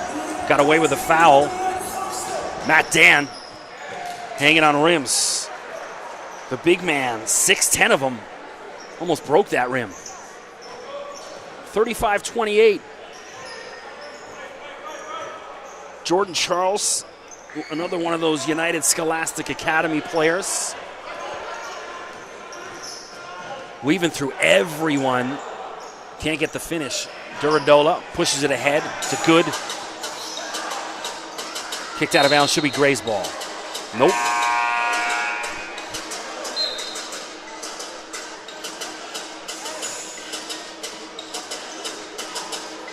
Some young jock.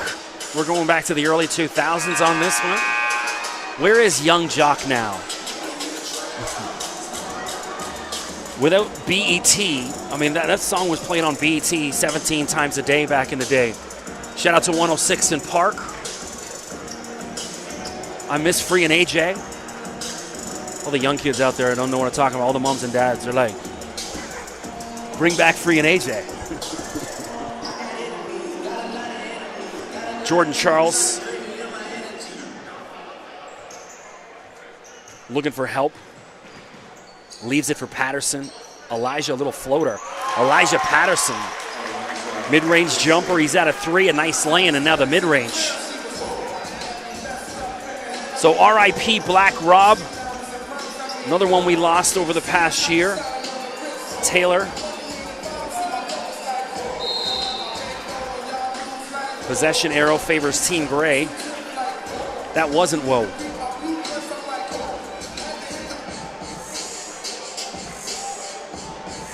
Patterson will inbound. And Elijah, when you play for a team like Orangeville, a lot of fourth quarter heavy lead, so he got a ton of playing time later in the year as it progressed. I went to go watch him play against Scarborough Prep, where he played some pretty good minutes. And that one, too much. These guys, a lot of these guys not teammates, so that coordination and continuity not going to be there.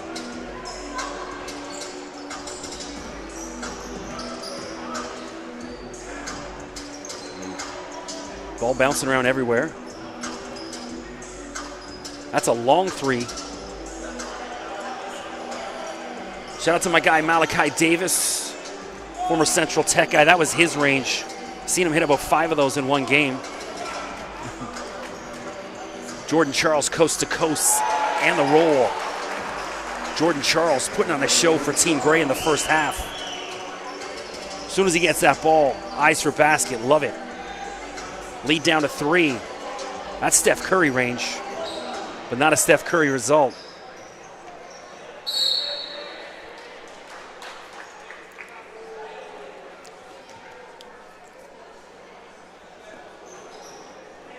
Packed house in the gym. I believe tickets still available for Sunday's game. Just go to Biosteel All-Canadian website. Check out the link on there. See what is available. Oh, my goodness. So Darius McGlashan, his hops just elevated. And the defender just got away in it, and the ball just stuck on the side of the hoop. So that could have made your TSN Sports Center highlight of the night right there. About 3 inches away from doing so. Still got plenty of time, so watch out for McGlashan. Taylor, and he's fouled.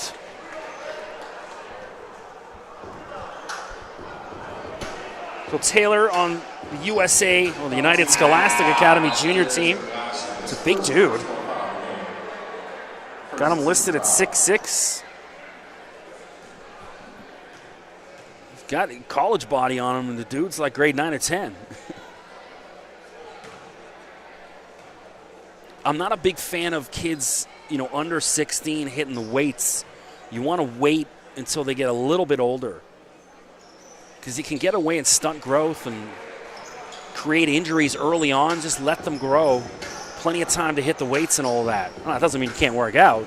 Just don't want to see them, benching 225 30 times.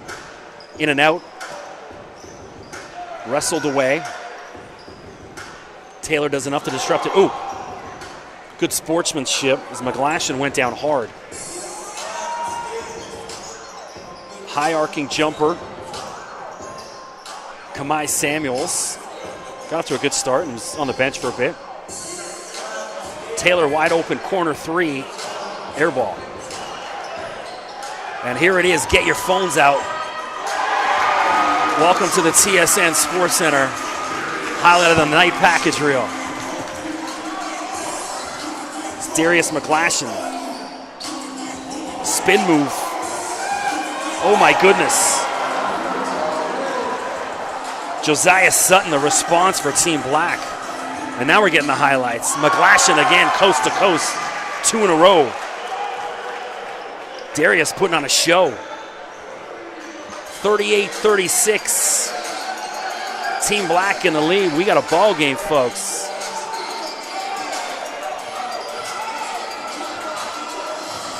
Timothy Lewis Jeremiah. And it goes over everyone.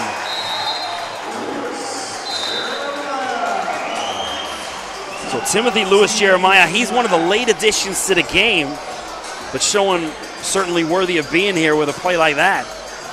4:19 to go. We got a tie ball game, folks. 38-33. I'm Chris McKee. Thanks for joining me. Biosteel All-Canadian Week 2022. All the boys who are playing Sunday in the main game sitting over on the far left of Team Gray's bench.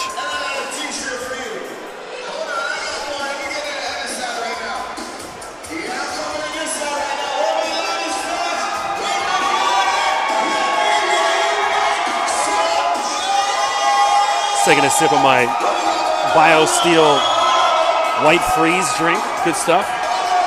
Of course, shout out to Biosteel, TSN, Jesse Tipping, and everyone involved with the Athlete Institute for hosting this amazing game and events all weekend. So usually celebrity judges for the slam dunk contest tomorrow night.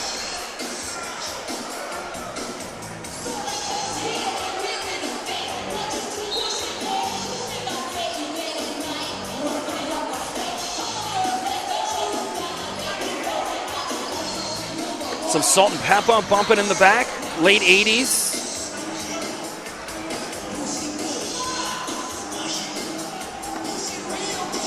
Fadeaway jumper, lovely. Andre Thompson. That's his first hoop of the night. Andre out of Inspire Academy. Inspiring Team Black to a 2-point lead.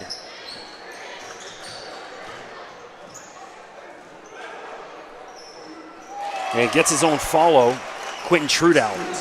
His first attempt was pretty. Just didn't go. Put back still counts for 2, though. Look at the handle. Andre Thompson rolls around all of the rim. Taylor can't clean up the mess.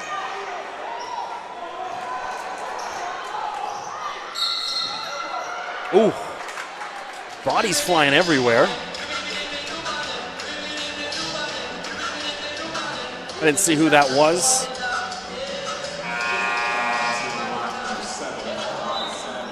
So it was Dwayne Smith Jr. at our Upper Canada College, UCC.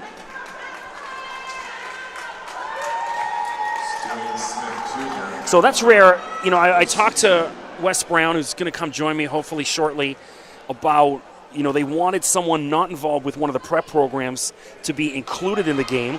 And Dwayne, the benefactor of that, gets his chance here at Biosteel Futures Day.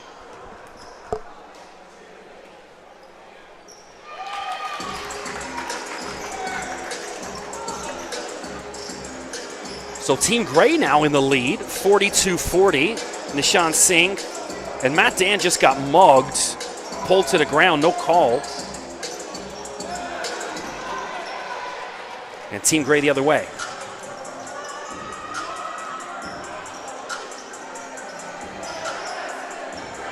Jordan Charles, my goodness, swish. Jordan Charles, he's absolutely killing Team Black tonight, and then there he is on defense, tips it away.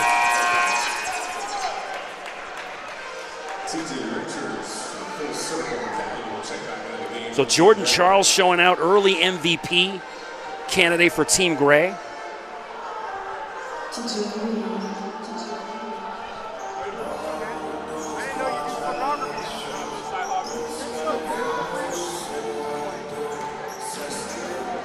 Duradola misses on his attempt. Try to just squeeze behind me, Wes. Nishan Singh with the follow. So I got Wes Brown about to join me shortly. He's getting his headset ready. Give me a little check 1-2, Wes. Check 1-2. There he is, Wes Brown, Monday morning scouting report. Wes is scouted for NBA, G League, and just, I mean, how many NCAA colleges subscribe to your service right now? A lot. I don't really keep track. Yeah. It's a common question, but I don't really think about it. So Wes, not enough. Wes in the gym, he knows a lot of these young men better than anyone. So just my first look, I mean, obviously Jordan Charles putting on a show here for Team Gray. Tell me a little bit about what you know about Jordan. Yeah, starting guard for United Scholastic for their junior team. Really skilled with the ball. Alpha mentality, you know, when you find guys at that age that have that, you know, and they grow physically or have the physical tools, you know, they become superstars. So he's got an alpha mentality. He's very skilled with the ball. He could create his own shot, like a high-level playmaker, you know. And his skill set is far above everyone else at the moment. So Vito Albanese, his first basket for Team Gray. Nishan Singh for Team Black before that. We got a good ball game here. Team Gray out in front by 6, their largest lead of the game. Tunde Duradola fighting for it, and he gets that to go. So, Wes, I know you're really high on Tunde. It's one of the guys you told me about. Yeah. I would say he's probably a top 5 prospect long-term in this game. I mean, you look at him, he's, 6'6", 6'7", super long, can handle, do a bit of everything. Jordan Charles, 3 after 3.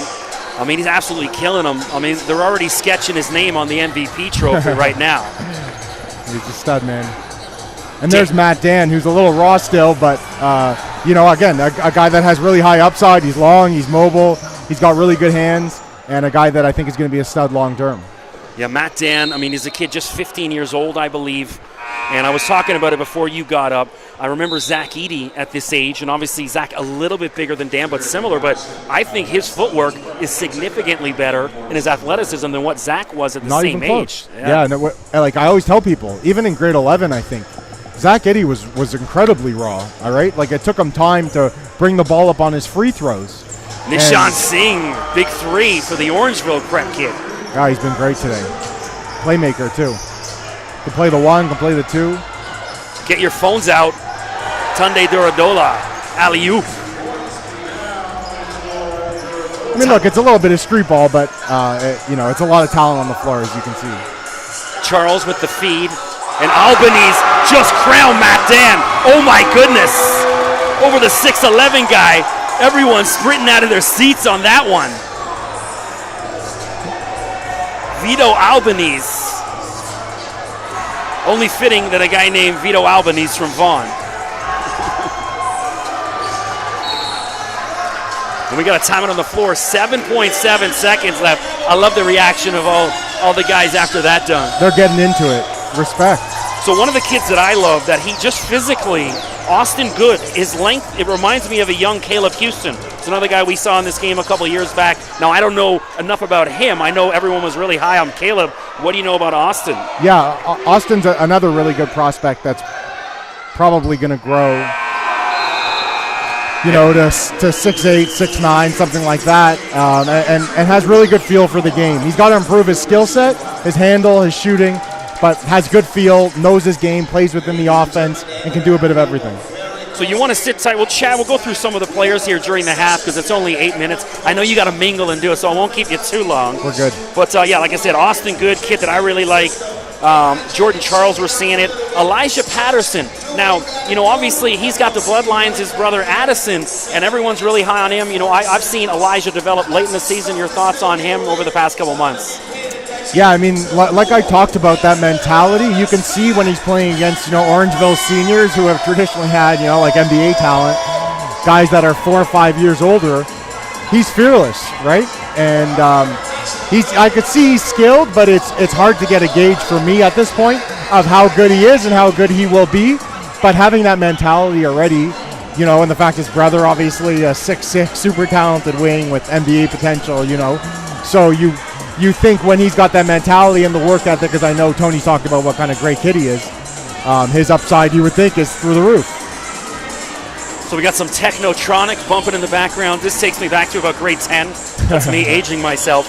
But I know, I've obviously, Wes, where can they find you on Twitter? Everyone wants to know where to stay up to date on who you're looking at. Yeah, if you want to stay up to date on Canadian prospects, my Instagram is @WesBBrown. My Twitter is @WesBlairBrown. And my YouTube that's starting to pop is youtube.com/WesBrownScouting. So there we go. We got Jordan Charles with 18 at the half, leading all scorers, and then leading gray is Kamai Samuels with 11. Team black is Kamai Samuels. There we go. Thank you so much. So I know, speaking of following Wes on Twitter, I see him last week. He's down in Fort Erie. And John Calipari in the gym, the Kentucky head coach, Auburn's coaching staff. I know who else. Buffalo was in there, all checking out Leonard Miller. Who else? Jaden Clayton. The guard, yeah. And then who's the big guy down at Fort Erie? Isaac Jack. Isaac Jack, that's right, yeah. Yeah. So any window into what was going on at that gym down there? Any conversations being had?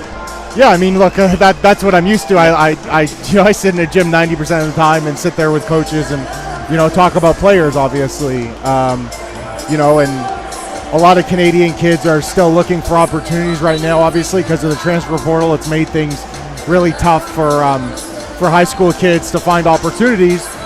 So to respect to those guys, Orangeville, a lot of these top programs are able to, have those relationships and bring these types of guys in and try to find spots for their guys who are more than good enough, to be honest, right? We've seen the type of talent that's here. I think those teams were interested, and we'll see what happens moving forward. But so here's one thing, for years, obviously, I've been a part of Ontario soccer between my playing, watching my son, my dad even coaching and reffing, and I've always kind of given Ontario soccer slack for not following the lead of Ontario basketball. But here's one thing I think Ontario basketball should follow the lead of soccer is they have what's called League One, and it's like it's almost like a semi-pro. It doesn't affect anyone's university eligibility, so it's a lot of the university guys, men and women, they'll play in the summer for a League One team, and it's basically kind of like a U23 league. And so it is some of the best high school kids as well as the college players. And I think with the issues with the transfer portal and the extra COVID year, maybe a U21, a U23 league, maybe something like that in the mix. Thoughts on that? Yeah, it would be an interesting idea. I mean, I think more competition, the better. Because I don't think JUCO is really for some kids, yeah, it's a good option. But I don't think for all of them it is. You know what I mean? Well, I think it's based on a kid-by-kid basis, whatever the right situation is and whatever your goals are. Yeah. And academics play a big part in that, obviously, too. So that's going to dictate what type of level you can go to. But, I think the problem for a lot of post-secondary kids is when is that time going to come when you can take off from your team, and if you end up getting injured in leagues like that, you're going to play. But so, I don't really know about that situation, if teams will allow for them in that small window they get, to play 100%. Yeah, I feel you. So Leonard Miller down to 8 schools now? 8 schools and 2 pro options. And that's right. So tell me about the pro options he's looking at. Obviously G League. Yeah, G League Ignite take the best of the best. Tons of high-end talent. You get to play also with NBA vets, guys like Jared Jack and Amir Johnson, Raptor fans know, obviously, have been involved there. So you get to learn from the best guys that, had to earn their spot in the league playing 10 to 15 years as role players and backups, guys that had to show up every practice, So I think that's really valuable. Getting coached by, the top coaches. I believe Jason Hart's the coach now who was at USC and a former player as well. So, there's a lot of talent there. Overtime, honestly, I don't know as much about. They've garnered some of the top prospects, but they have a larger league or a few teams, whatever it is. So I think top to bottom, the Ignite probably has more talent. But I know there are some NBA level guys. I believe G Montero, Overtime Elite, who I think is Dominican and has been a high level prospect all along. I remember watching him in under 17s or 18s. So they've got some guys, but I think Ignite probably a higher level, and then he's got the biggest schools like possible that we talked about: Kentucky, Blue Bloods, Kansas, teams that everyone dreams about playing for, Gonzaga. So it'll be really interesting to see. He's going to have all the options available. Yeah, I chatted with Leonard at OSBA and just talked about, hey, how are you dealing with this and this sort of attention? And he said it's not easy. You know what I mean? Because it's got to be hard. As a young guy, what is he, 18 maybe? And people pulling at you in all different directions. I have an 18-year-old son. He's got enough issues with his own schoolwork 100%. And just focusing on his own game. And so you can't imagine. I think he's doing a great job. So correct me if I'm wrong, but Leonard's older brother is Emmanuel Miller, isn't it? Yes, sir. Yeah. So, hey, one of my favorite players to ever walk through this gym and through the OSBA, Emmanuel, an absolute beast down at TCU. For those that watched the tournament, he was outstanding for TCU. Yeah. For my money, does he, any thoughts about reuniting with his brother? Oh, maybe, yeah. Obviously an option. Yeah. I think they're a tight-knit family, but I don't know. It's kind of funny. They're like kind of opposite players. Emmanuel, that like gritty, defensive, do-it-all, but lacks a bit of a shot, and isn't really a scorer. Is more of a great role player, a winner. That maybe you want to defend the opposing team's best player. And then Leonard, who is the skill guy, right? Can do it all with the ball, has great vision, creates his own shot, gets to the rim, super athlete, even longer than his brother. So it's an intriguing kind of mix, those two, because they're pretty opposite in their games. I'll tell you a quick story. So Biosteel 2019-18, we're sitting here, I'm doing interviews in the back, and I look on Twitter and I see that Buzz Williams has left Virginia Tech and is going to be the Texas A&M coach. And I was sitting with Emmanuel, who had just committed to Tech, and I said, so how does this affect you? And he was like, I don't know. And so obviously he ended up following Buzz to Texas A&M. Yeah. And now obviously over at TCU. Yeah. So we're getting back to it here. Are you going to hang out for a bit, or what's your story? Are you going to go do your schmoozing? All right, Wes. So Wes Brown, one last time, where can they find you on socials? Yeah, youtube.com/Wes Brown Scouting, Instagram @WesBBrown, and Twitter @Wes Blair Brown. Nobody does a better job keeping up to date and tracking and scouting these guys. So Wes, always a pleasure, my guy, and let's hopefully connect with you over the summer as well. I got to get you back on my podcast We'll and be chat here. some hoops. I'm around. Awesome, Come on. bro. Thank you. Thanks, Chris. So back to the Biosteel Futures game. 2-point game. Team Gray in the lead. Jordan Charles, outstanding for Team Gray in the first half. No one on Team Black really taking the game by the reins. A couple really nice players. I'd really love to see what Austin Good can do here in the second half. Elijah Patterson, I mean, if it's not for Jordan Charles, Patterson's been the star with Gray. Shot clock now at 6. Kick out Patterson for 3. Touches rim. Matt down with the rebound.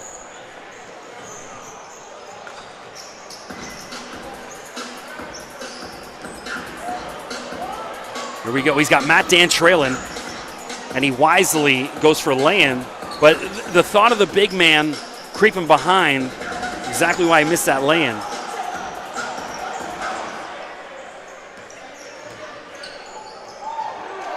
So Quentin Trudell, love the size of him on 6 on Gray. Really nice player. So Timothy Lewis Jeremiah had that big lay-in in the first half, got everyone off their feet.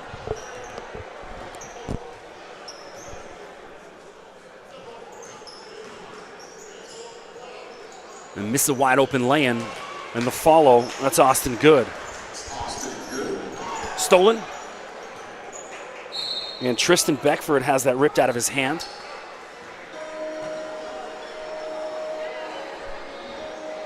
So big shout out to Wes for coming to join me. Always love chatting hoops with Wes. We've called a number of games together here up at Orangeville. Man, love following his social timelines. He's where I get a lot of my info on the recruiting from. Nishan Singh, the lefty. Had a couple hoops in the first half.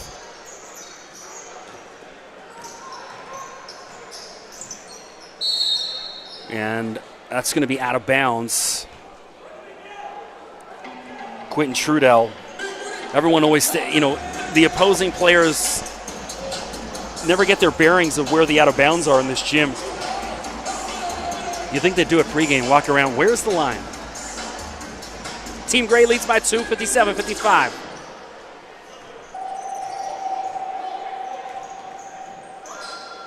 Spin move, lovely. That's Tristan Beckford. It's at a Hodan prep.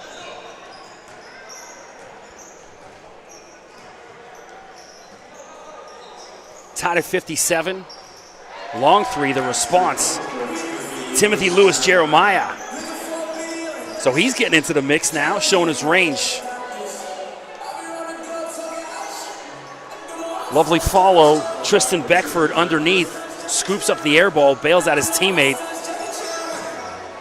Easy lay-in. That's Trudell.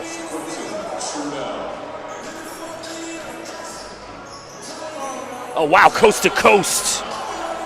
Josiah Sutton.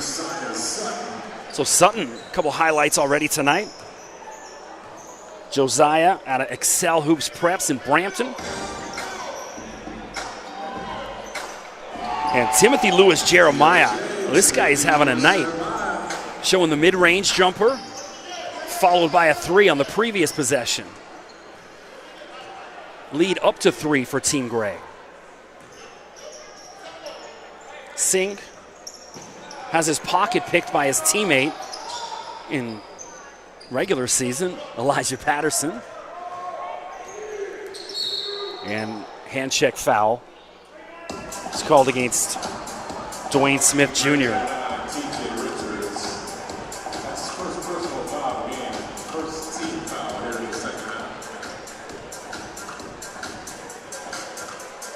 Orangeville, the two Orangeville guys, Patterson and Singh.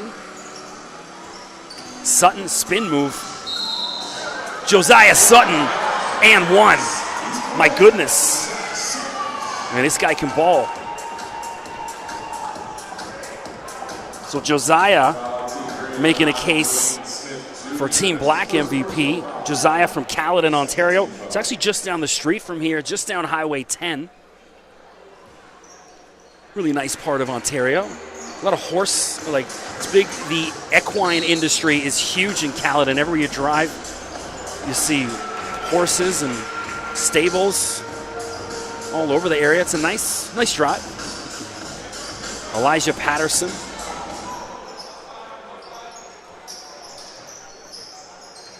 Trudell.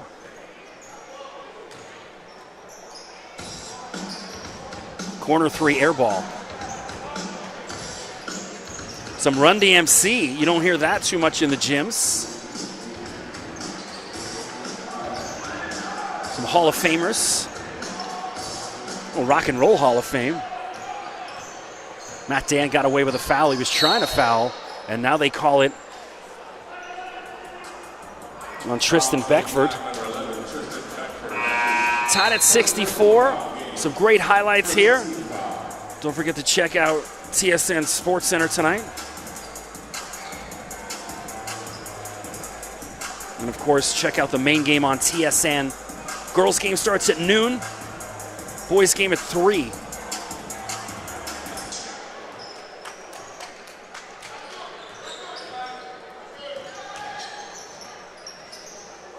Oh, lovely roll. That's Darius McGlashan again. So Darius having a night as well. Another guy from Brampton just down the street, a class of 2025.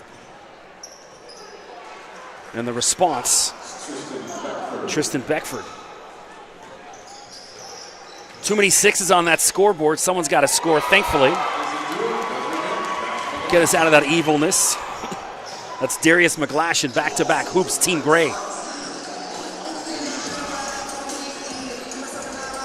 Sutton and McGlashan are having a battle one-on-one right now.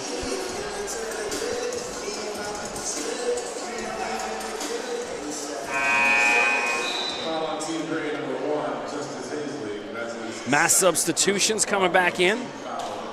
Tunde Duradola, number 12. Watch out for him.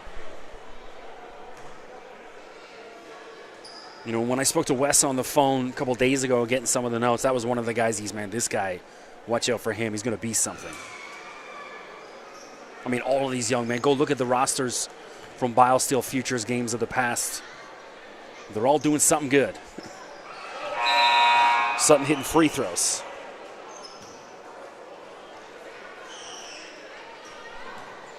Well, none better right now than Josh Primo, number 12 pick by the San Antonio Spurs. To be honest, it was surprising. I had a conversation.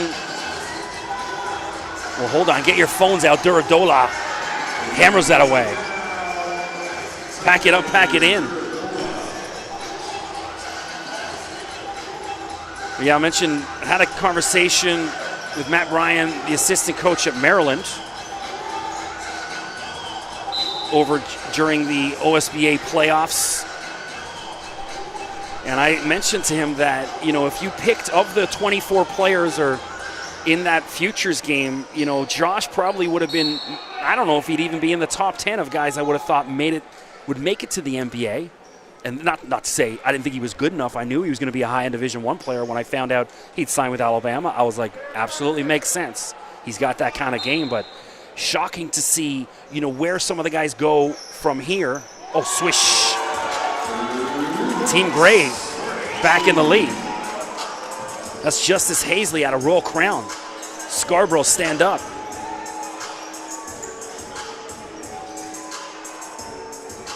And the response, Andre Thompson. Both number ones hitting threes back to back.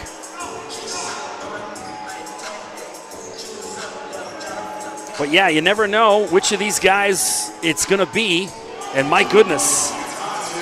So Timothy Lewis Jeremiah, maybe it's him you'll see having his name called by Adam Silver in a few years.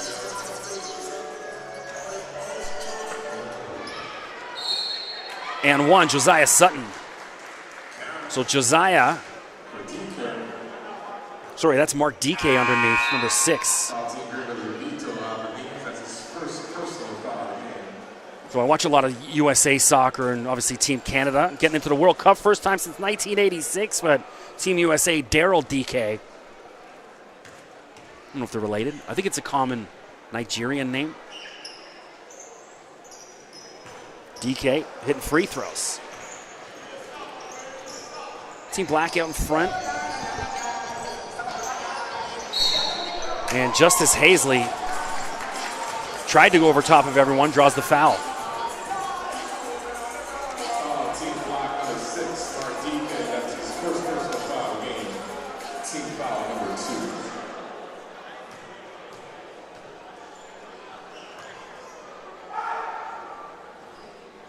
Can't get the first.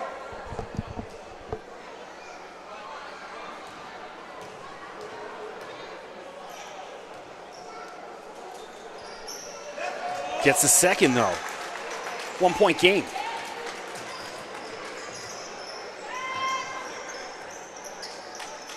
Long 3 attempt, why not, off the back of the rim.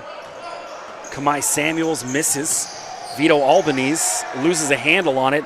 Duradola, another highlight reel. Tunde Duradola.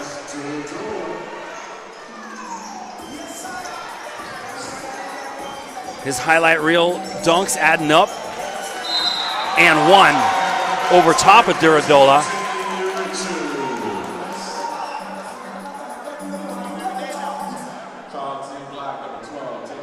That's TJ Richards.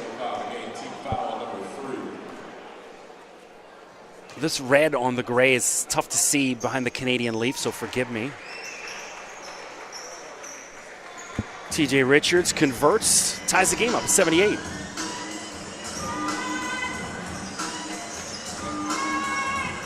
Albanese tried to rip it out. And there he is getting a rebound.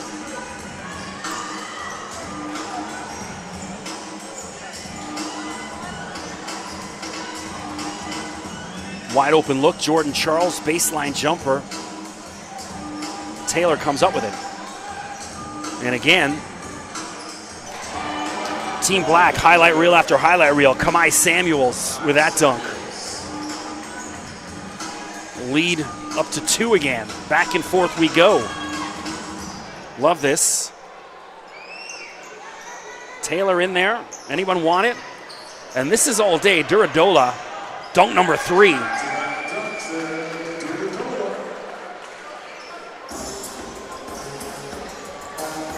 Get used to that name, Tunde Duradola.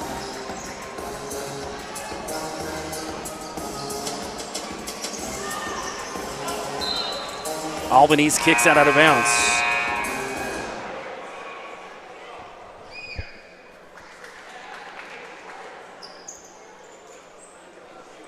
Well, hopefully Jay on TSN Sports Center, or Kayla Gray, whoever's doing it tonight, says Tunde Duradola over and over. Here he is. Let's see if he can show his range. We know he can dunk. Can he shoot?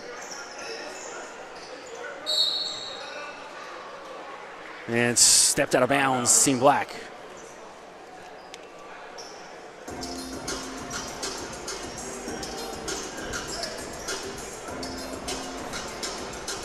Of course, check out my website, undraftedfreeagent.com. Been covering the mid-major college basketball teams over the past 2 years, but I'm going to switch it up a little bit heading into April once this NCAA season's done, change the focus of it. I want to cover all college sports, not just basketball. I want to open it up a little bit more. Because what happens is, you cover basketball so intensely, but then come April, you're kind of like, this drop-off. So I don't want to do that. I want to keep rolling, covering other sports. There's Kamai Samuels again. But either way, check out undraftedfreeagent.com. Jordan Charles, can't that to go. On a one go. So Lil Wayne uproar over the beat of Special Delivery of G Depp. So I tell this story often. So I worked in the music business for a long time before I got into the media. And I was working on like a Bad Boy reunion tour with G Depp, who sings Special Delivery with P. Diddy. And I had a bunch of dates going. There's a couple other guys were going to get involved with the tour.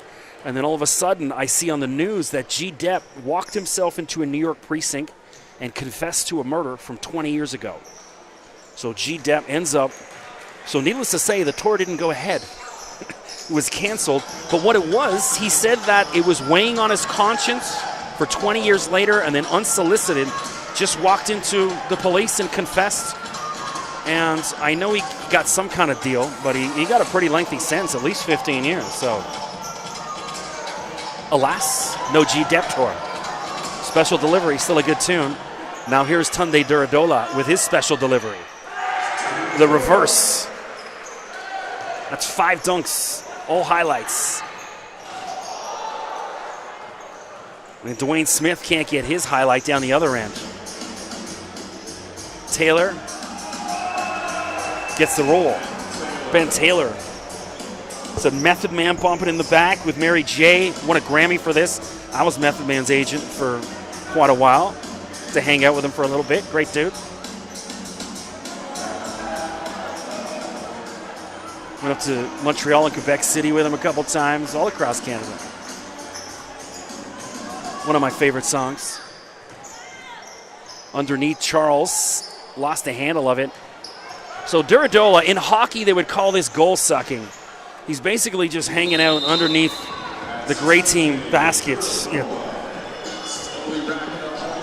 So shout out to DJ Matthew Romero in the booth next to me, pumping all the Wu-Tang tunes. We talked before the game.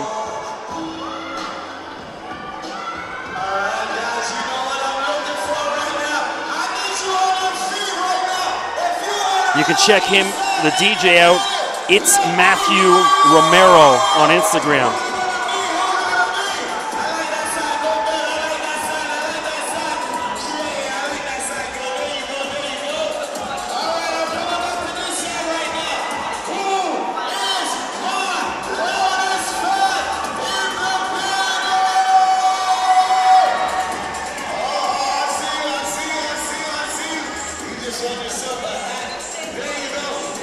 I love the old school tunes. I always wonder what the young kids think when they hear like technotronic bumping. This was like a rave song back in 1990, 91, the early days of the raves. And now, of course, a commercial hit. This is the song that you see your uncle dancing to at the wedding. And he thinks he's hip. So great game so far.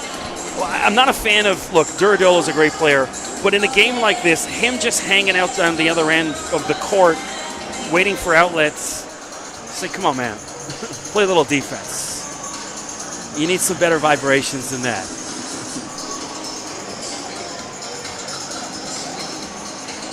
Back to it.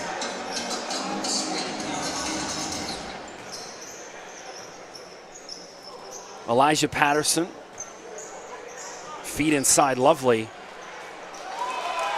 And TJ Richards puts that away. Nice 1-2 from Elijah. 90-81. Duradola, spin move, sustains, can't get it to go. He was just fouled. He was hammered on that one. Refs letting him play. It's good to see. Here's Trudell to Patterson.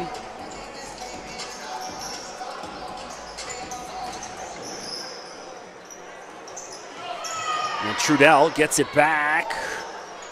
No good. Game getting a little sloppy at this point. Love to see the guys settle down.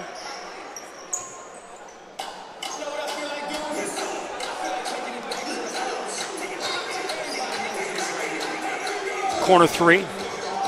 Air ball. So we need that one highlight to settle everyone down. Andre Thompson leaves it for Beckford. And that was one of the uglier threes you'll ever see. It was like a chest pass that went in for three. Tristan Beckford, hey, they don't got to be pretty. They just got to be good.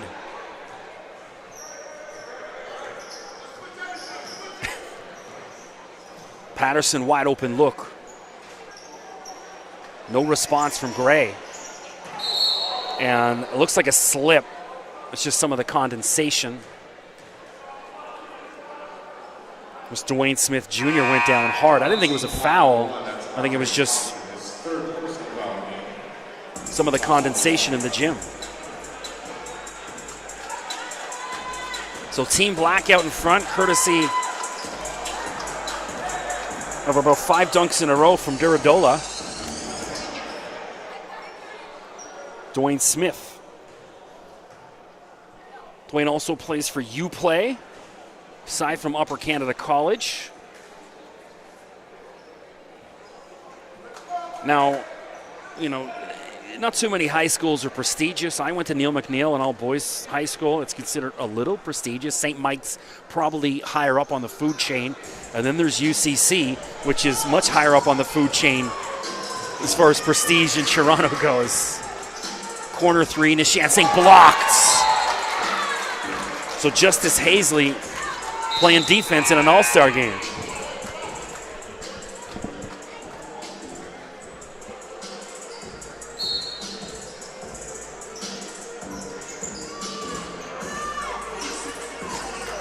Way out west.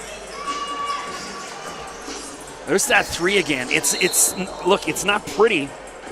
Tristan Beckford, he's got to work on the last one went in, but as far as if he wants to progress, you got to have a higher release than that, because when you play at the NCAA level or U Sports, that's just going to get thrown back in your face. He's got to work on the release point of his three-pointer. Jordan Charles doesn't. Swish. Jordan Charles, all day, every day.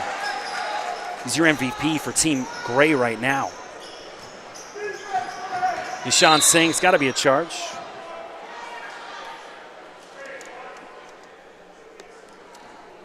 Nope, Justice Hazley called with a foul. Lead down to 8. Plenty of basketball left.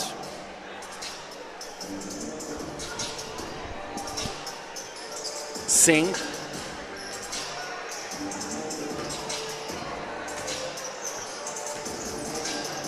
Oh, denied from behind. Vito Albanese.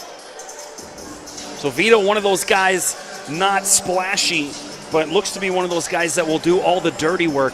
You need a guy like that. You need a lot of guys like that on every team. I mean, you certainly need your flashy scores, but, you know, you get 3 or 4 guys like Albanese on your team, good thing's going to happen. Long three as the clock's expiring. Tristan Beckford again. If they're going in, don't change it maybe. Jordan Charles, let's see if he can respond. Trudell, swish. Quentin Trudell. As long as he's not a Trudeau, he's all right in my books. Quentin Trudell hitting threes.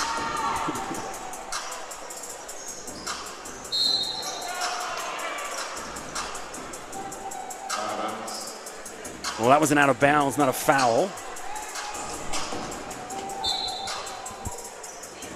Singh.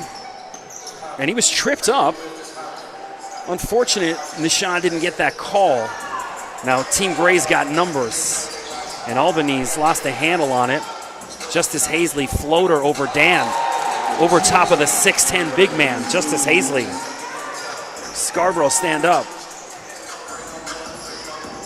Shout out to Royal Crown, the Brimley and Finch area, top end of Scarborough.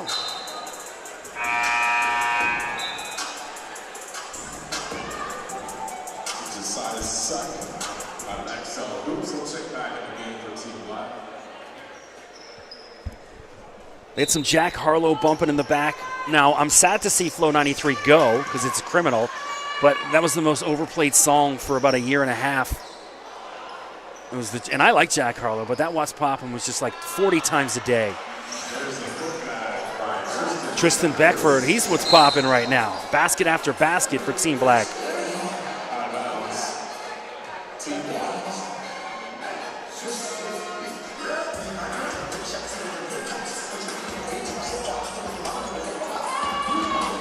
Josiah Sutton, ball in his hands for Team Black. Weaves through everyone, switches to his right hand, but has his shot denied. Vito Albanese there.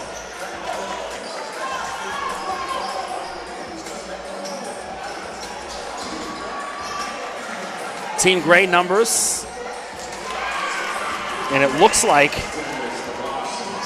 Darius McLaughlin got a finger in the eye on that last basket. You can see him blinking. Hopefully he's all right. Austin Good. It's all good. Gets it to 100. So in the old days of the Toronto Raptors, we'd be getting our free pizza slice right now. They got to bring that back. That was the only reason to stick around for games in the early 2000s for the Raptors.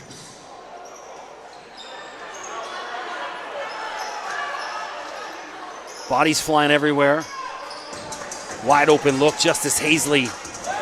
Ooh, let him know, Justice. Hammers that down. 193, highlight after highlight right now.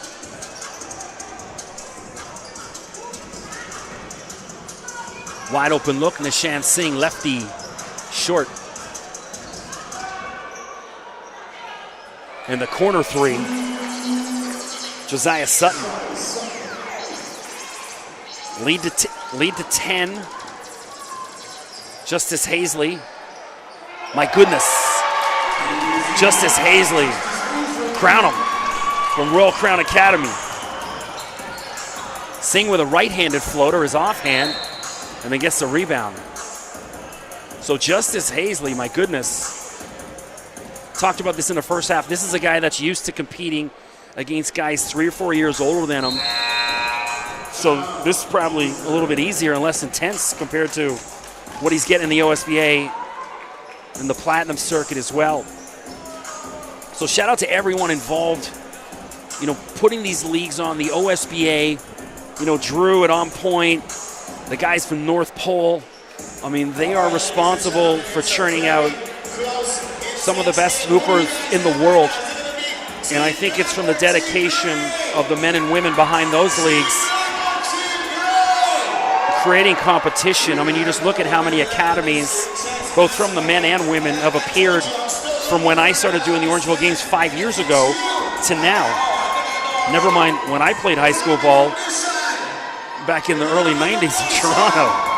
We didn't have no prep teams. You played for Eastern Commerce if you were good, and if you weren't, you played everywhere else. Maybe in Scarborough, Mother Teresa was good back then as well. Obviously, shout out to Malvern. Speaking of that, my guy Drew from On Point.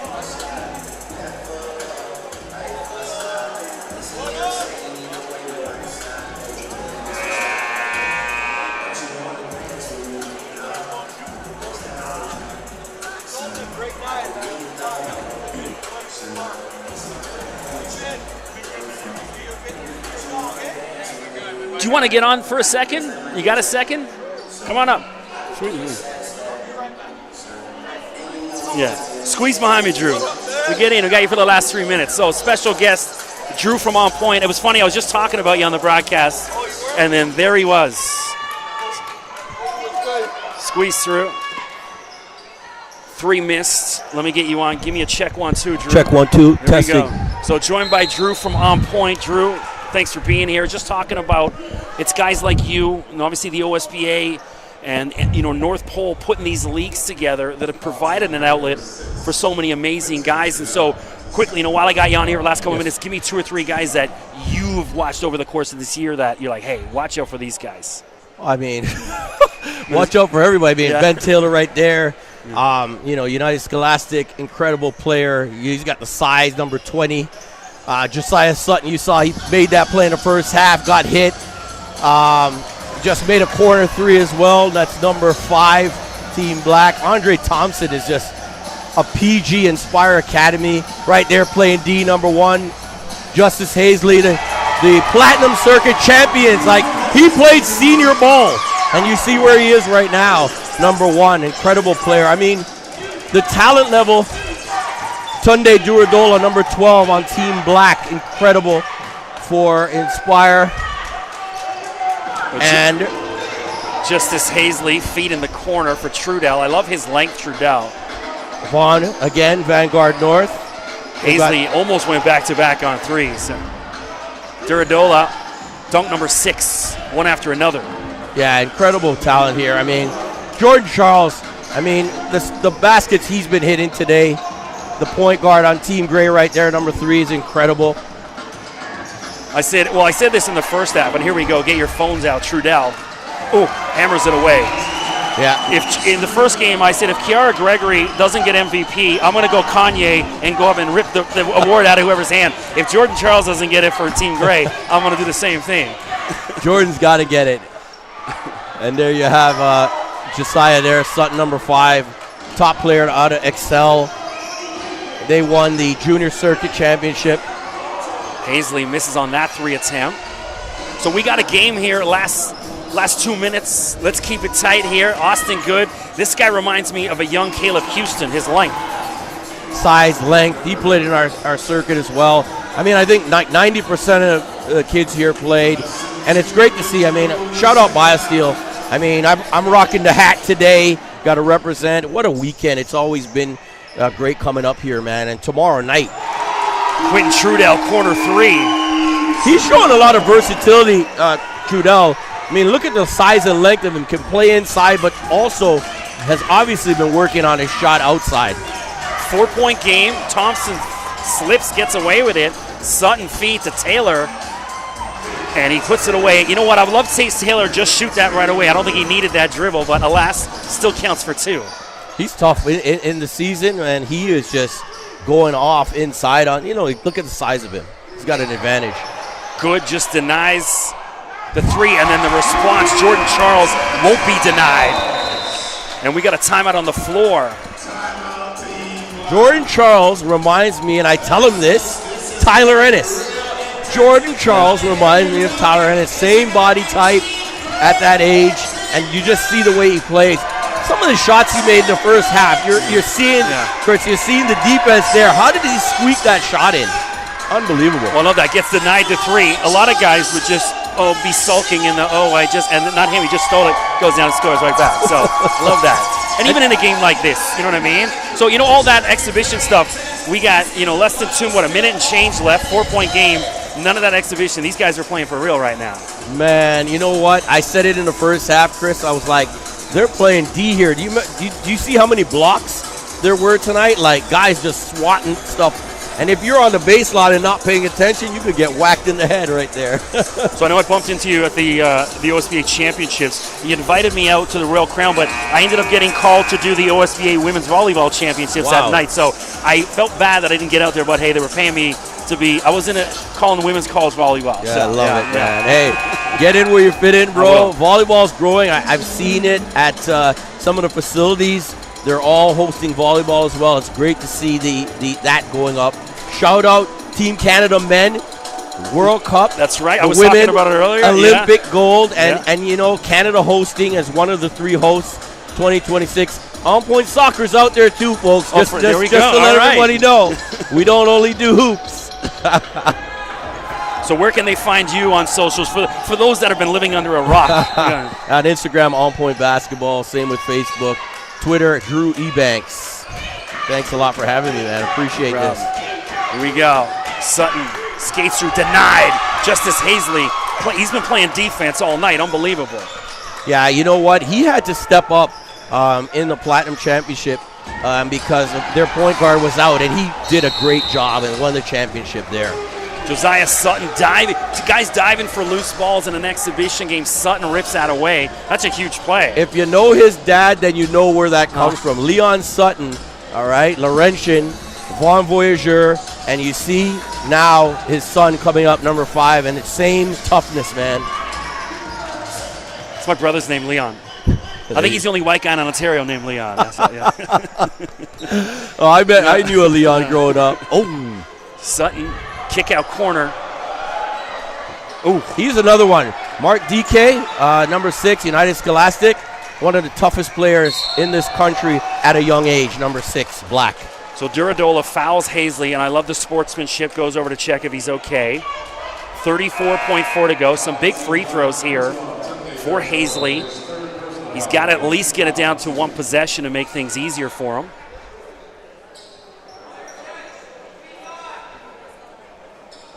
So Hazley, reaching out a Royal Crown.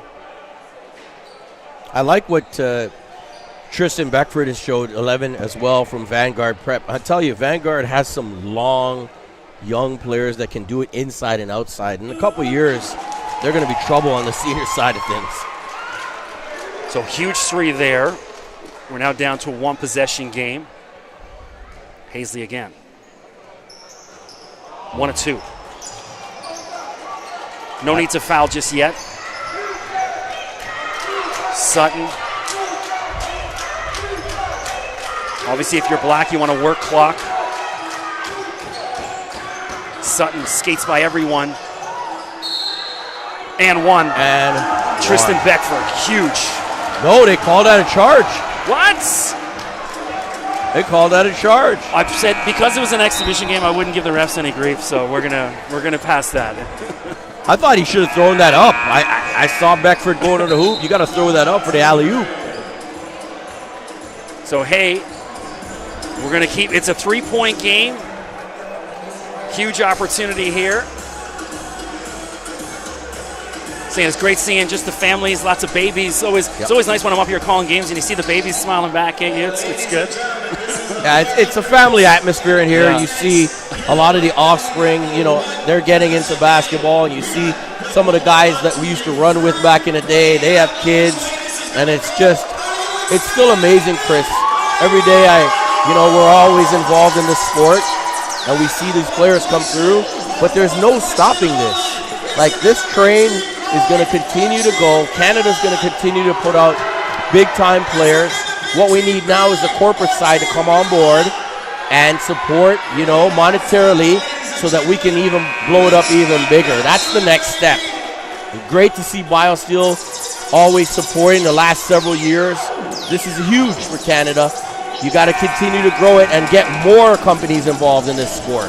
Well, great to see Biosteel, TSN involved. Right, shout out TSN as well. That other network doing the July showcase coming up. What's the U23 showcase coming U23, up? U23, yes. Yeah. we won't say the other network. Hey, man. We're on TSN or something. We do some work with them. You know that. But you know what? It's great. It's almost like Star Wars of basketball. Now they got to up the ante. You know what I mean? The networks have to up the ante. There's no reason why games aren't broadcast. There's no reason why, the circuit games shouldn't be broadcast. All of them, whether it's OSBA, whether it's Premier, Platinum, whatever you want to call it. We got to really step things up. I mean, you look at the States and, they've got games. I watch IMG and games. Dream City on ESPN all the time. At home, it's great.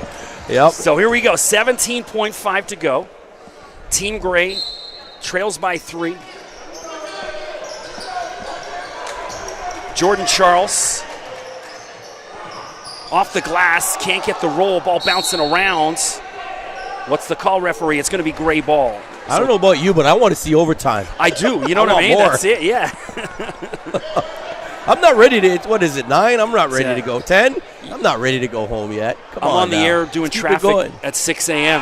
Yeah. So I'm gonna get about 2 hours sleep tonight because I'm doing traffic 6 till 10. We'll try and get a bit of a nap in the afternoon, and I'll be up calling the dunk competition. I like tomorrow this, night. man. Thank you. Wow, I went got it yesterday. I was like, I need to feel summery. Man, already, and it's like freezing outside too. I went and ran today. I did my 6K run out in the cold. man. And you know what's funny? That's one thing I've learned over the winter to just get out and run. And now, normally at this point of the year, you're like, I can't wait for that summer. And I was running in the cold. I'm like, I don't want the summer to come because I like being the only guy out in the cold. It means you're doing something. You know what I mean? Because in the summer, you run by everyone, but in the winter, there's very few of us out. And that means I'm ahead of the game. So good for you, man. I said, you know what? This week, I'm going to do what I got to do. I'm going to eat what I want to eat. And then come Monday after Biosteel's done, then I'm going on my diet. I'm starting to run. Oh, man, I have to, man. I got to get this COVID weight down, brother. So while I got you, March Madness tomorrow night, Final Four. What are you thinking? So we got Duke, North Carolina. Oh, man. How do you call that game? I mean, Carolina beat them just recently, and now Duke's going to want to do it for Coach K, right? I put a few bones on Duke -4. I like that because of the Coach K thing. Yep. And then we got Kansas and Villanova the other side. That one I think is a lot more closer. A bit of a coin flip on that one. Villanova's the guard factory, man. The way they put out guards is incredible. 11.4 to go. Jordan Charles will inbound with Team Gray trailing by 3. Like Drew says, hey, why not some overtime? I could do with 5 more minutes of this. I want to see it. Tie it up, Team Gray. Come on now. I'm filming while I'm broadcasting here. Charles. He had Albanese wide open and was a second too late, and just lucky. Ball tipped out of bounds. So Gray has life. 9.8 on the shot clock, 7 on the shot clock, 9.8 on the game clock. Charles to Trudell. And a foul on Singh. 4 left on the shot clock. I don't know if you want to foul there, but no bonus yet, so that's a good foul. So I got to think Charles or Hazley are going to come and show for this, one of the two. It's looking like Hazley may loop underneath off a screen here. I mean, you got to go to try to tie it up here.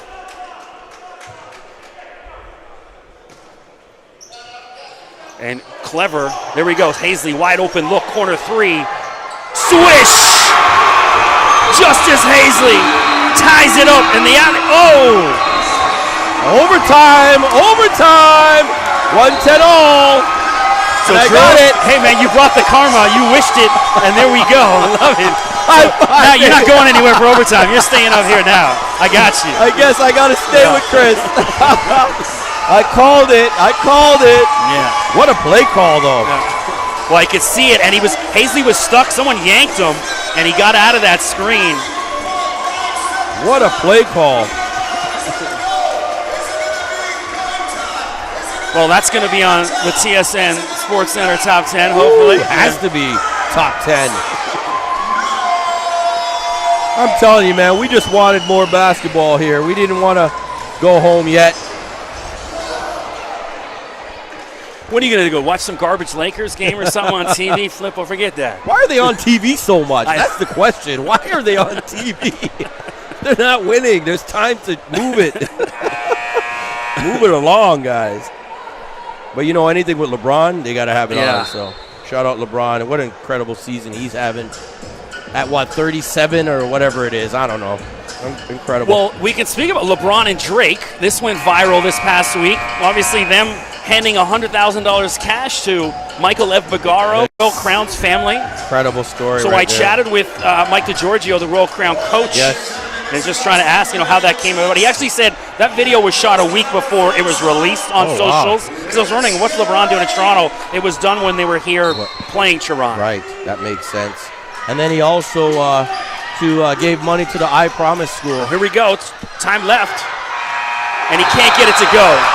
Oh, I thought we were at zero time. I don't even know how they had extra time left, but they added time and we almost lost it. They almost won the game. I caught it late. It was like, what the hell? Either way. Overtime. Yeah, there's how that wasn't the buzzer beater. I don't know. How was there extra time left? I think there was maybe a couple seconds difference. Maybe that was why. Either way, we're going to OT. Yeah, great to see this game go to OT. 5 minutes. I'm liking it even more. Always good to come up here. It's a little bit of a trek from the city, but great facility up here at Orangeville. We love the way they've done the branding. Changed it up.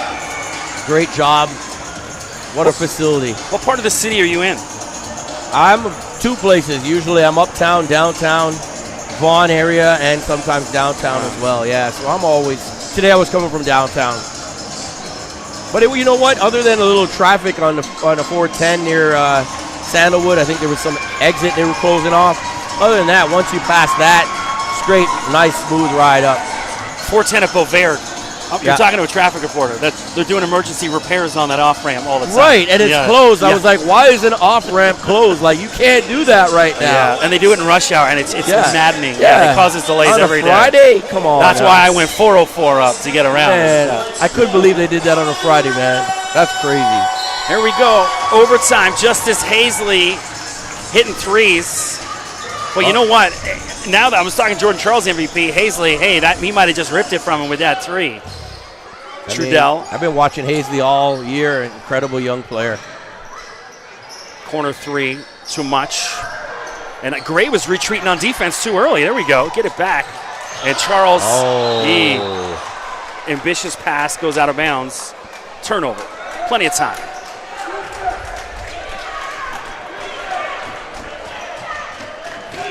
Now you hear people chanting defense in an all-star game. I mean, this is incredible. They should try that at a Lakers game. Maybe they'll play some. Yeah. You're really going in on them Lakers today. Oh, my goodness. Love it. Love to hear it. So Sutton inbounds. There's good.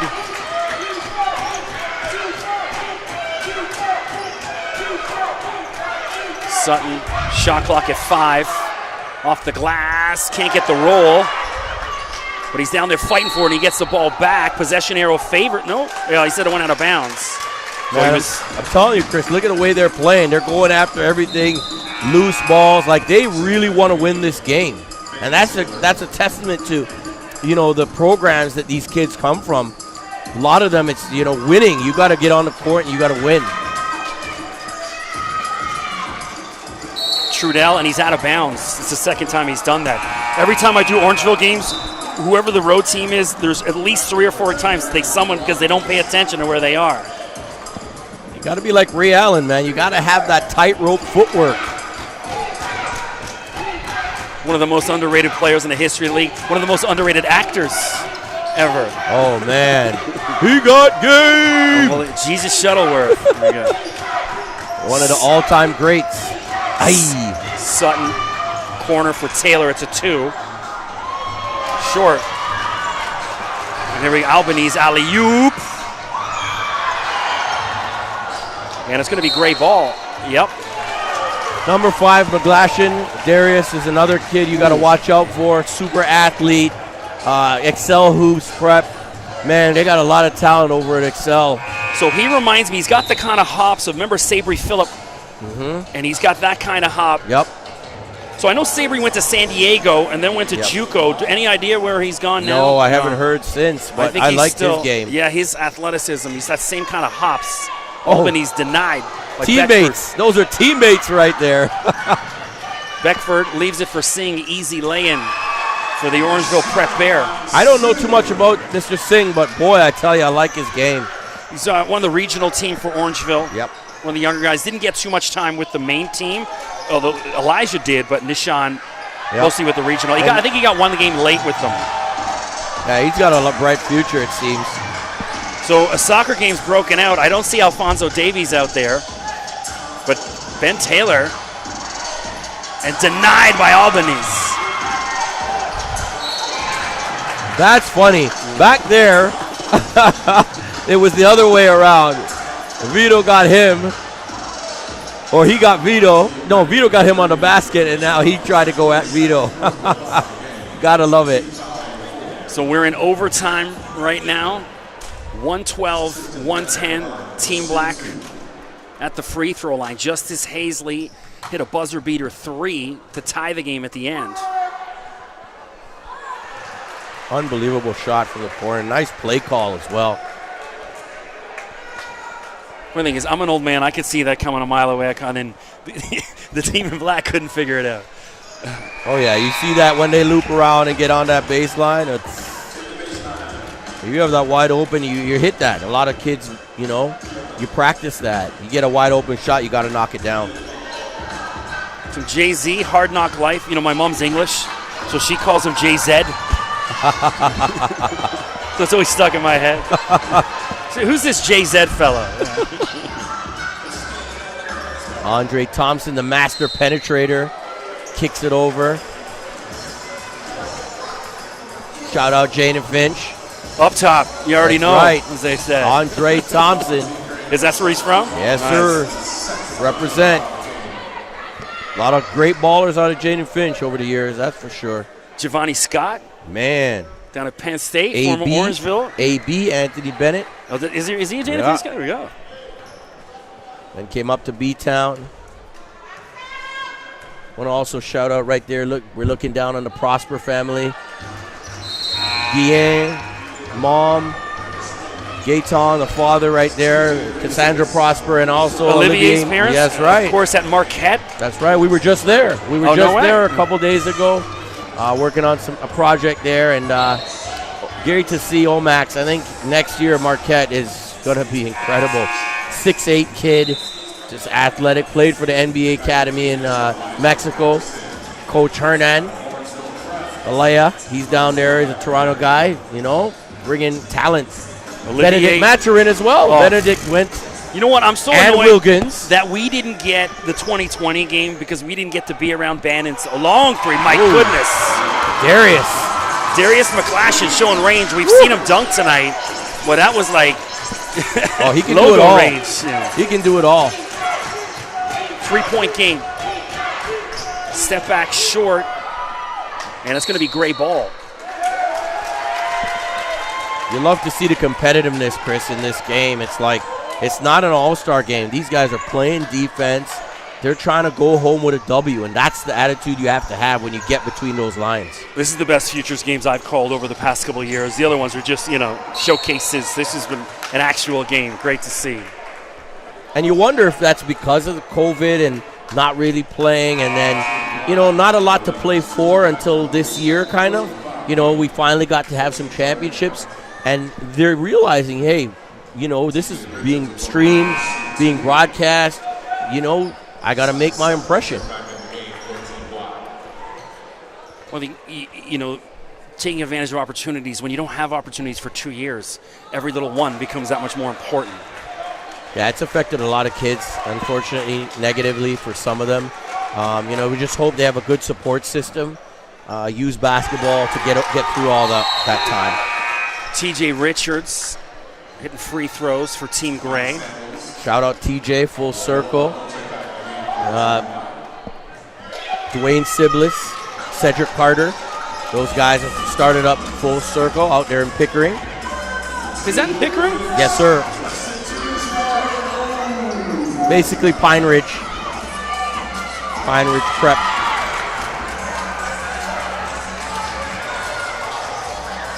.145 to go, 2-point ball game. And Ben Taylor steals that away. Duradola wisely trying to slow things down. Sutton.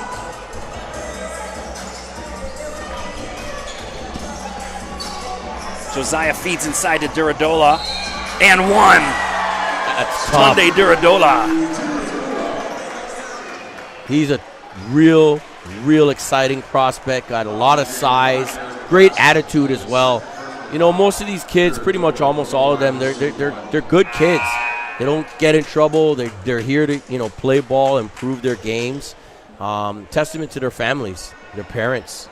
Very respectful when you come across them in games, and it's just a testament to everything happening in this country right now. Duradola. You can hear a pin drop in the arena. Converts the 3-point play. 5-point game, Team Black ahead. Lots of time left. No panic for Team Gray. No need to start pushing up threes just yet. Patterson, guarded by his Orangeville teammates, seeing wide open look. Elijah Patterson. And Albanese with the follow. Love it. Vito Albanese talked about, he does the dirty stuff. He's not the flashy guy, but he's the guy. You need a guy like that on every team. Yeah, and another Vanguard player, as we said, and they're building a lot of talent down there. They play the right way. Albanese on cue with the steal, but then gives it right back. And Dan, the exclamation point for Team Black. The story on Matt Dan, I mean, played hockey for most of his life and got cut, and now he's playing basketball for a year. Look at him. That's just for a year? That's right. Jesus. That's right. Well, and I think he's going to be playing for basketball a little bit longer than a year. A little bit longer. I spoke to the parents right across from us. The younger sister, she's in grade 7, and I don't know what her height is, but she's taller than me, I think, or at least as tall as me at grade 7. So just height runs in the family, man. 31.8 to go. So desperation time for Team Gray. If you're Team Black, work clock. That's it. They can ice the game right here. Josiah Sutton. Milking clock. Drives attacks. Has it denied. Huge. Exactly what Gray needed. Elijah Patterson, wide open lay-in. And there it is. Now you foul quick. One possession game. 8.7. Try to go for the steal, baby, and then if you don't get the steal, then you got to foul. I believe it should be 118. 118, yeah, they got to update the clock. They've been behind a little bit. During the women's game, it was throwing me off. They were like behind 8 or 9 points. Oh, really? Yeah. No. It's a one possession. They got to change it. We're telling the guy. The scorer's desk. How is this not a... Yeah.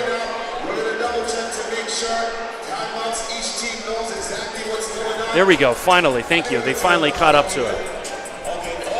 Yeah, I mean, their bucket just scored. Shut up, my guy, MC E-Bone. We helping him out up here. 8.7, so yeah, try to steal, if not, foul. And if you're Team Black, who do you want the ball in their hands shooting those free throws? Woo. You need somebody that's going to make him. Let's see who they bring out.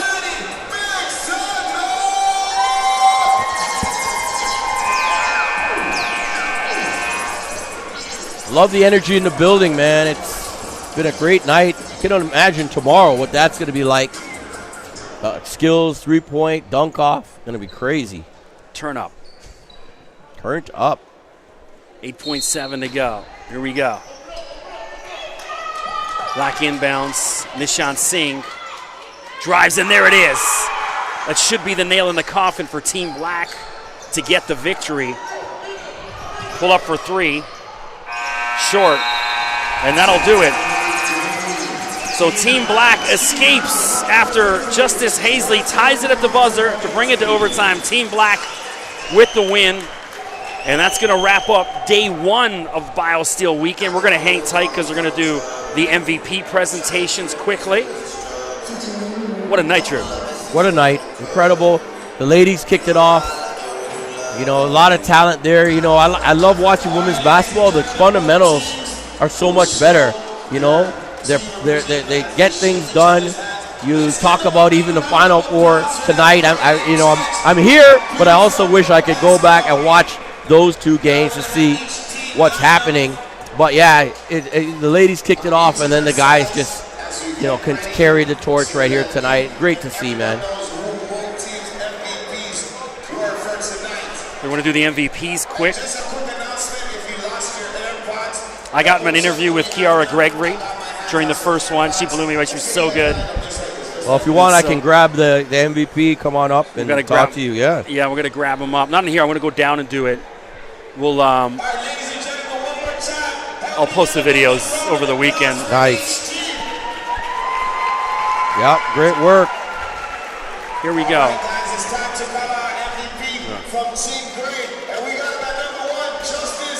Justice Hazley. So that's Ray late. He ripped it from Charles late.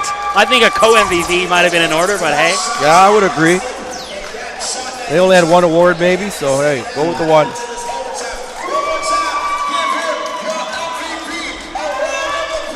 So shout out to my guy Chris Cross out there the game coordinator. Chris is my guy.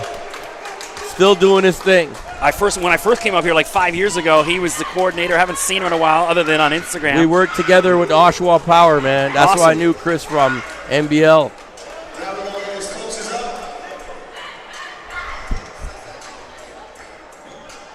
And here we go. We're going to get Team Black in a sec. Who will be MVP for Team Black? They're trying to tabulate the scorecards right now.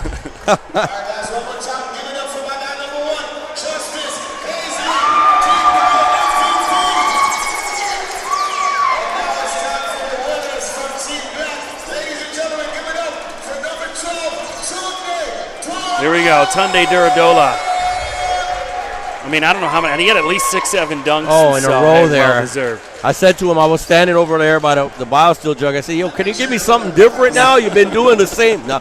And I said, yo, give me some, windmill or something. After I said, no, I'm just kidding, man. You did well. Score your buckets, number one. Well, he had a nice reverse. That one, hopefully. He did. He's a superb talent coming up. Inspire Academy getting it done. So there we go. Well, we'll wrap up from night one at Biosteel. Any closing thoughts, Drew? Just the talent, Chris. It just keeps amazing me. As much as we've been in this, to see the talent coming up at the junior level, even like 8, 9, 10-year-olds right now, the things they're doing, the future is so bright for Canadian basketball, and I'm just happy to be a part of it. Try to help these kids get as much exposure as they can. And as I said, pretty much, if not all of the kids are just great kids. They're great young people. Shout out the ladies who played earlier and these young men getting it done. Looking forward to, the shenanigans tomorrow night, the dunk off and three-pointer. That's always exciting. It's going to be a great, great, great weekend. And then Sunday, obviously. The main game. The main games. It's going to be fantastic. Awesome. Well, thanks for joining me, Drew, as usual. Anytime, and brother. Thanks for having me on. Tomorrow, and we'll see you back here tomorrow night. Yes, sir, we will. Thank you, everybody.